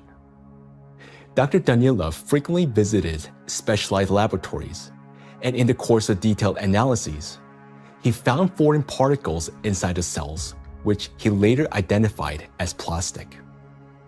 This discovery became a key moment in his research, as he began to analyze possible mechanisms by which plastics affect cells. Through his investigations, Igor Danilov determined that the negative impact of tiny plastic particles on cells stems precisely due to the damage they cause to mitochondria. This conclusion was based on observations that cells containing these tiny plastic particles showed clear signs of mitochondrial dysfunction, which in turn exacerbated degenerative processes. Here, Igor Danilov suggested that the ability of plastic particles to penetrate cells may be due to their electrolyte behavior. That is, the ability to accumulate and retain electrostatic charge, which allows them to form a biological shell around themselves. This property enables the plastic particles to enter cells easily, avoid detection by the immune system, cross protective biological barriers, including the blood-brain barrier, disrupt normal cell function, and provoke degeneration and cell death. On this basis, Igor Danilov proposed that to neutralize these tiny plastic particles, we must deprive them of their ability to accumulate and retain charge. He shared his findings and projections about the harmful effects of tiny plastic particles with his colleagues from various medical fields, including surgeons, oncologists, cytologists, pathologists, and geneticists, as well as with biologists and chemists. Soon after, these specialists confirmed his alarming observation that these plastic particles do accumulate in critical organs in the body, such as the brain, heart, intestines, endocrine, and reproductive organs, where their presence can disrupt organ function and destroy our health. Igor Danilov's predictions were deeply concerning, especially in light of global trends, the rising production of plastics and the growing accumulation of plastic waste in oceans and ecosystems. Thus, More than 20 years ago, the scientific group of AllatRa realized that micro and nanoplastics pose a serious threat not only to humans, but the entire biosphere. And each year, the number of these particles continues to grow, worsening the situation amid accelerating climate and geodynamic changes on the planet. The implications are far-reaching. If we can eliminate the charge from micro nanoplastics, we will not only eliminate their destructive impact on human health, but also remove the excess energy accumulating in the biosphere, the energy that currently fuels the geodynamic crisis and intensifies natural disasters. Thus, plastic would no longer act as a destabilizing factor, and many planetary threats could be mitigated at once if we can find a way to deprive nanoplastic of their ability to accumulate and retain charge. The question is, how can we achieve this? Well, let's be honest. This task is extremely difficult. It will not be enough to simply figure out how to neutralize the electrolyte behavior of these tiny plastics in a test tube. We must learn how to achieve this for every micro and nanoplastic particles already present in the biosphere, including those inside the human body, and do so without harming people or nature. Given the unprecedented scale of this challenge, solving it will require collaboration among experts across many disciplines: biophysics, nanotechnology, molecular toxicology, material science, and medicine. Plastic pollution is not a narrow environmental issue. It's a systemic global challenge that affects health, safety, natural resources, the stability of our civilization, and life itself. 20 years ago, the scientific group of AllatRa already recognized the danger of micro and nanoplastics and identified the underlying principle of how they could be neutralized. But to this day, we haven't found a way to achieve it. That is why AllatRa calls for unification of the world's scientific potential, a message that is unfortunately often misunderstood. Uniting scientists doesn't mean locking them all in one giant laboratory until they find a solution. Rather, it means fostering open international collaboration where experts from different fields freely share knowledge and work together toward a common goal. It's about aligning research methods, promoting open data exchange, developing compatible monitoring tools, and making coordinated policy decisions. The scientific community has already proven that such collaboration is possible when humanity unites around a common goal. Consider the Human Genome Project. Hundreds of institutions across dozens of countries, operating under unified data standards, achieved a breakthrough that transformed the course of science and medicine. In the same way, addressing the plastic crisis will require global cooperation, a collective effort to protect both ourselves and our planet. The AllatRa International Public Movement actively supports the initiative of Pope Francis, Laudato Si', which seeks to raise the awareness of the importance of protecting our common home, the planet Earth. It is very important to emphasize that Laudato Si' is far more than just a call to care for nature. It is a practical and scientifically grounded guide, a roadmap for transforming our world and creating a better world for future generations. The encyclical provides a clear direction toward a sustainable future, uniting ecology, climate justice, and humanity's shared responsibility for protecting our common home. The AllatRa movement, fully embracing these principles, views Laudato Si' as a powerful catalyst for global cooperation in addressing environmental and social challenges, and preserving the delicate balance of our planet. Cardinal Peter Turkson, the Chancellor of the Pontifical Academy of Sciences, is widely recognized for his dedicated work in ecology and social justice. Thanks to his educational efforts and tireless advocacy, the encyclical is widely disseminated worldwide as a practical guide for safeguarding our planet. It is a great honor for us to introduce Cardinal Peter Turkson, who will speak about the efforts being made to promote the encyclical Laudato Si and to put its principles into practice. So, question is, how can we get Laudato Si to be widely read? Of course, it's a book that is there. I have presented it at the United Nations. I presented it at UNESCO in Paris. I presented it at Davos World Economic Forum. So I've talked about Laudato Si in several environments. I've also had a chance to present it even in university groups. Ohio State was the first group that wanted to hear about Laudato Si. And since then, I've been in Dayton, I've been in San Diego. And therefore, to get Laudato Si well known, we decided to create what we call Laudato Si Action Platform, which identified, in fact, 7 actors of Laudato Si.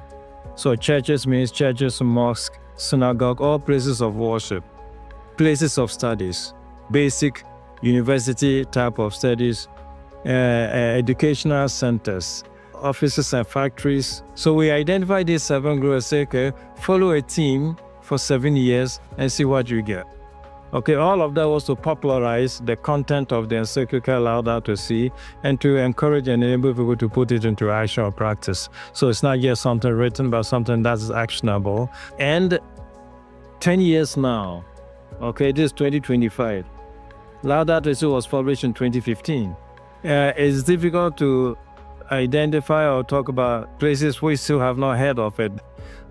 Personally, and from the point of view of our force, we've had occasion to kind of talk about this to different audiences and constituencies, but I still would not say that because of that it's known worldwide and by everybody and for everybody.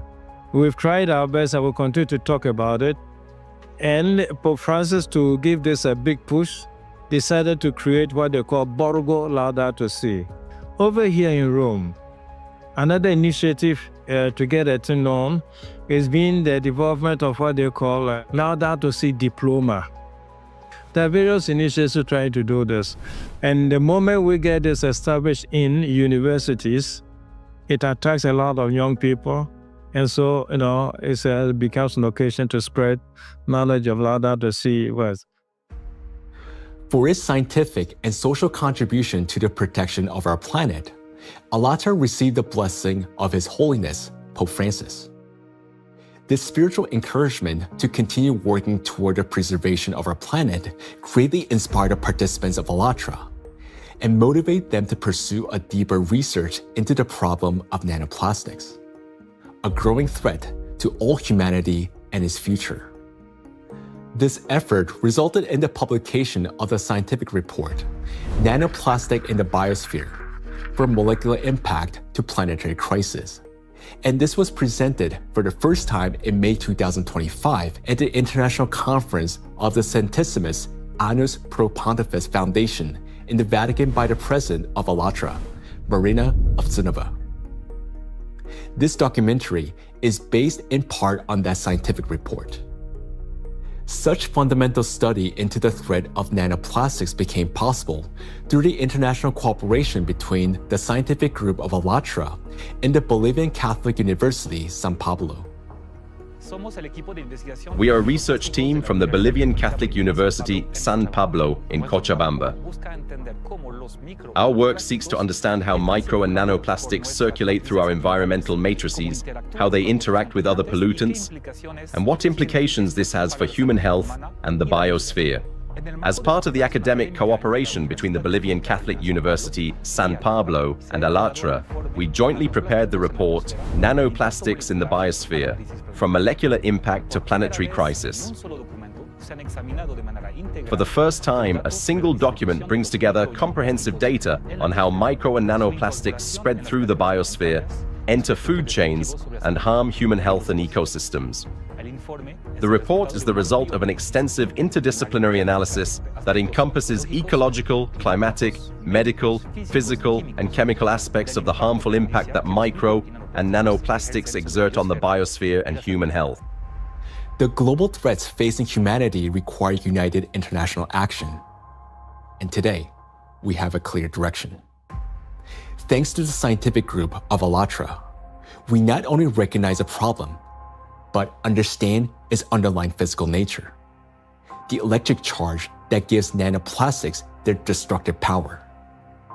By addressing this cause, that is, by removing that charge and disarming the killer, we can give the biosphere and ourselves a chance to prevail. So we must use the time we still have. And this is not an exaggeration. Our cognitive abilities are rapidly declining, and this is serious. It is a result of nanoplastics accumulating in our brains. You may already notice it in yourself and those close to you. Unless we act, it will only worsen year after year. And now, you will learn why. The age of intellectual extinction. Throughout the 20th century, scientists observed a trend. Since 1932, IQ scores had been steadily rising. This phenomenon became known as the Flynn effect. However, among generations born after the 1970s, the rise in IQ has reversed to a gradual decline. Mandatory IQ tests for military personnel in various countries show a decline in scores since the mid-1990s. According to another study conducted between 2006 and 2018 at Northwestern University, Americans showed a decline in IQ across 3 out of 4 cognitive areas. This decline in average IQ has been termed the reverse Flynn effect. In 2025, the scores of U.S. high school students on major math and reading tests dropped to the lowest levels ever recorded. Their average math score was the worst since the current version of the test was introduced in 2005, while reading scores were the lowest since testing began in 1992. Similar trends have been observed in other countries. The steady decline in IQ continues to this day. Intelligence scores are no longer rising. They're slowly, but surely falling. But what lies behind this troubling trend? One important correlation stands out. The decline in average IQ coincides with the exponential rise in plastic production and pollution. Take a look at the graphs. The more plastic, and therefore the more micro and nanoplastics in the environment, the lower the IQ. This shows a clear link between increasing the amount of plastics and declining cognitive abilities. And that is deeply alarming. This isn't just a statistical correlation. As plastic production has skyrocketed, our daily exposure to micro and nanoplastics has risen with it. Charged plastic particles can easily pass through biological barriers, including the blood-brain barrier. Once inside the brain, nanoplastic particles accumulate not only in neurons, but also in glial cells, the very cells that nourish and protect neurons and help form neural connections. There are many more glial cells in the brain than neurons themselves. Electrostatically charged nanoplastic disrupts the function of glial cells, triggering inflammation and chronic stress, setting off a continuous cycle of destruction inside the brain itself. For the brain, chronic stress and inflammation are like a computer running on a critically low battery. When the battery is nearly drained but dozens of programs are still running, the system automatically switches to power-saving mode, shutting down energy-intensive applications to avoid overheating or freezing. Our brain works in a similar way.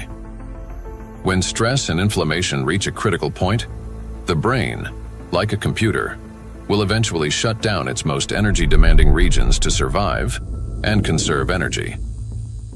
The first to go offline is the prefrontal cortex, the youngest and most complex part of the brain. It's considered the control center, responsible for such essential functions as intelligence, behavioral regulation, and the ability to think logically, consistently, and rationally by comparing facts and drawing conclusions. The most dangerous part is that the shutdown of the prefrontal cortex happens silently, without our awareness, and we won't even realize it. The brain will switch to its basic survival programs. The ancient rapid response system, the limbic system, takes over. Its key structures, the amygdala and hypothalamus, trigger the fight, flight, or freeze reaction, fast, impulsive, and without time for reflection. These systems will still stay active for a while because the brain identifies them as critical for survival. As a result, rational decision-making gives way to panic. Creativity and intelligence are replaced by degradation and dullness. Empathy fades, replaced by indifference or aggression. Electrostatically charged plastic particles that enter the brain interact with neuronal membranes, activating microglia, and continuously fueling oxidative stress and chronic inflammation. Prolonged stress literally reshapes the brain. In the prefrontal cortex, the center of analysis and control, neural connections weaken and disintegrate. Similar changes occur in the hippocampus, the region responsible for memory and learning. Neural connections fade away, and the hippocampus deteriorates. In the amygdala, the centers of fear and anxiety, the opposite happens. Connections strengthen, anxiety and aggression intensify, and panic attacks may develop. The brain reorganizes itself. Instead of thinking and analyzing, it starts operating on instincts. In doing so, it loses the ability to recognize real danger and respond appropriately. This isn't a temporary reaction. It's a fundamental restructuring of the brain. The capacity for learning, cooperation, and rational decision-making declines. This may help explain global trends we see today in society. A decline in average intelligence, a rise in anxiety and depression, an increase in aggression, impulsivity, and issues in social relationships.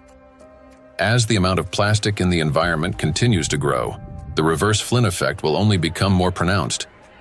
People won't just become less intelligent, they won't even realize it. They'll become captives of a reality distorted by their own brains. As a result, humanity will lose the ability to perceive the world, events, and even obvious threats adequately. They'll no longer be able to connect facts logically, and therefore will lose the ability to make sound decisions. That will mark the end of human thinking. Our cognitive decline is already underway. This is not a prediction, but reality. Plastics are making us less intelligent and less capable of responding to crises. They're damaging the regions of the brain that are responsible for memory, attention, problem-solving, and creativity. The very abilities we urgently need to achieve scientific breakthroughs and to find a way to neutralize the threat posed by micro and nanoplastics. And we have very little time left to make the right decisions. Yet, the loss of intelligence is not the worst that awaits us. Prolonged exposure to micro nanoplastics and their accumulation in the brain that leads to gradual failure of even our most basic survival functions. In other words, we risk losing not only our ability to think, but our very ability to live.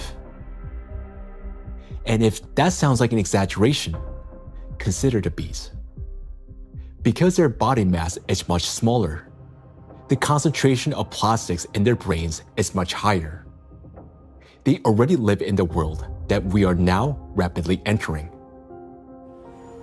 Microplastic can enter a bee's body through its thin cuticle, or along with food, and within just 72 hours, it reaches the brain. From there, as in humans, it triggers synaptic damage, neuroinflammation, cell death, and neurotransmitter disruption.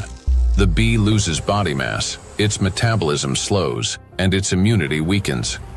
Its sense of smell, memory, and navigation begin to deteriorate, and bees stop recognizing their own colony and can no longer find their way back to the hive. With prolonged exposure to nanoplastic, the damage becomes fatal. The bee's nervous system collapses under the strain, and some simply drop dead in mid-flight. Look at this photo. You can see the brain of a bee that has been penetrated by nanoplastics. This amount of nanoplastics was enough to cause serious cognitive impairment in the bee. What is a critical point beyond which, like the bee, we stop recognizing the world around us and die on our way home? If nothing changes, this is a future that awaits us. It's also important to acknowledge that there is no safe level of these chemicals in the body. So while the manifestation may take time at a lower doses, it is not immune, that at lower dose it's safe to have that.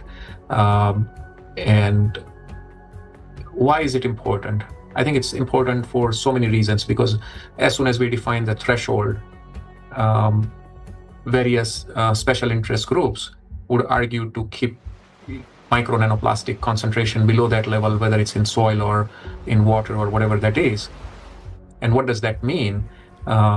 Is that we are allowed to have some degree of micro nanoplastic in our sources, air, soil, water, and so forth. But it's a cumulative impact, we have to remember. It's not a particular threshold at any given point in time in the source of whatever we are consuming, but it's a cumulative impact in our brain. And we don't know that, honestly, because it's the factor of time there is going to be different for bee than for a young child who doesn't have a fully developed brain versus an adult brain.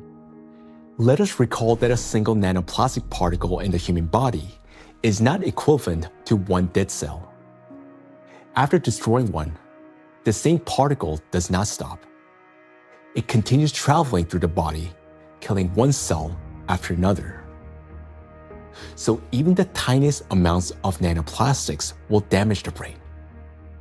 And that's why there's no such thing as a safe concentration. And there will never be. The only difference lies in the rate of destruction. That is, the more nanoplastics there are, the faster the process. These plastic particles destroy the biosphere and the cells within our bodies.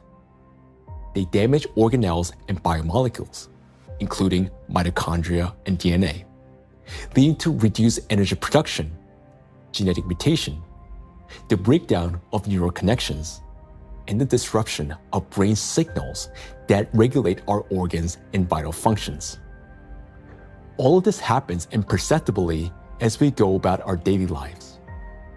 Yet, inside the brain, a silent systemic destruction is already underway. The question is, will we as humanity recognize the full scale of this threat in time and find a way to strip micro and nanoplastics of their ability to accumulate and retain electric charge?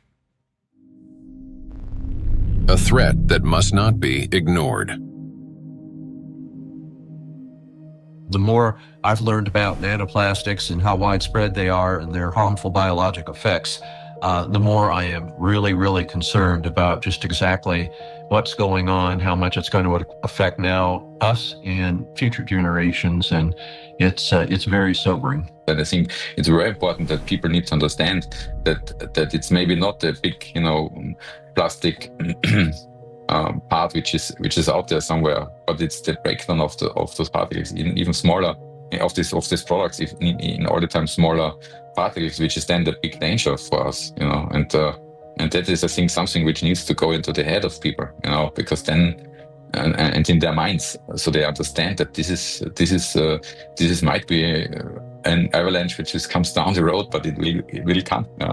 Or might come, if we don't do anything about it. So that's my point here. So we can't just leave it like that, The most frightening aspect is that nanoplastics interfere with the most fundamental processes of life.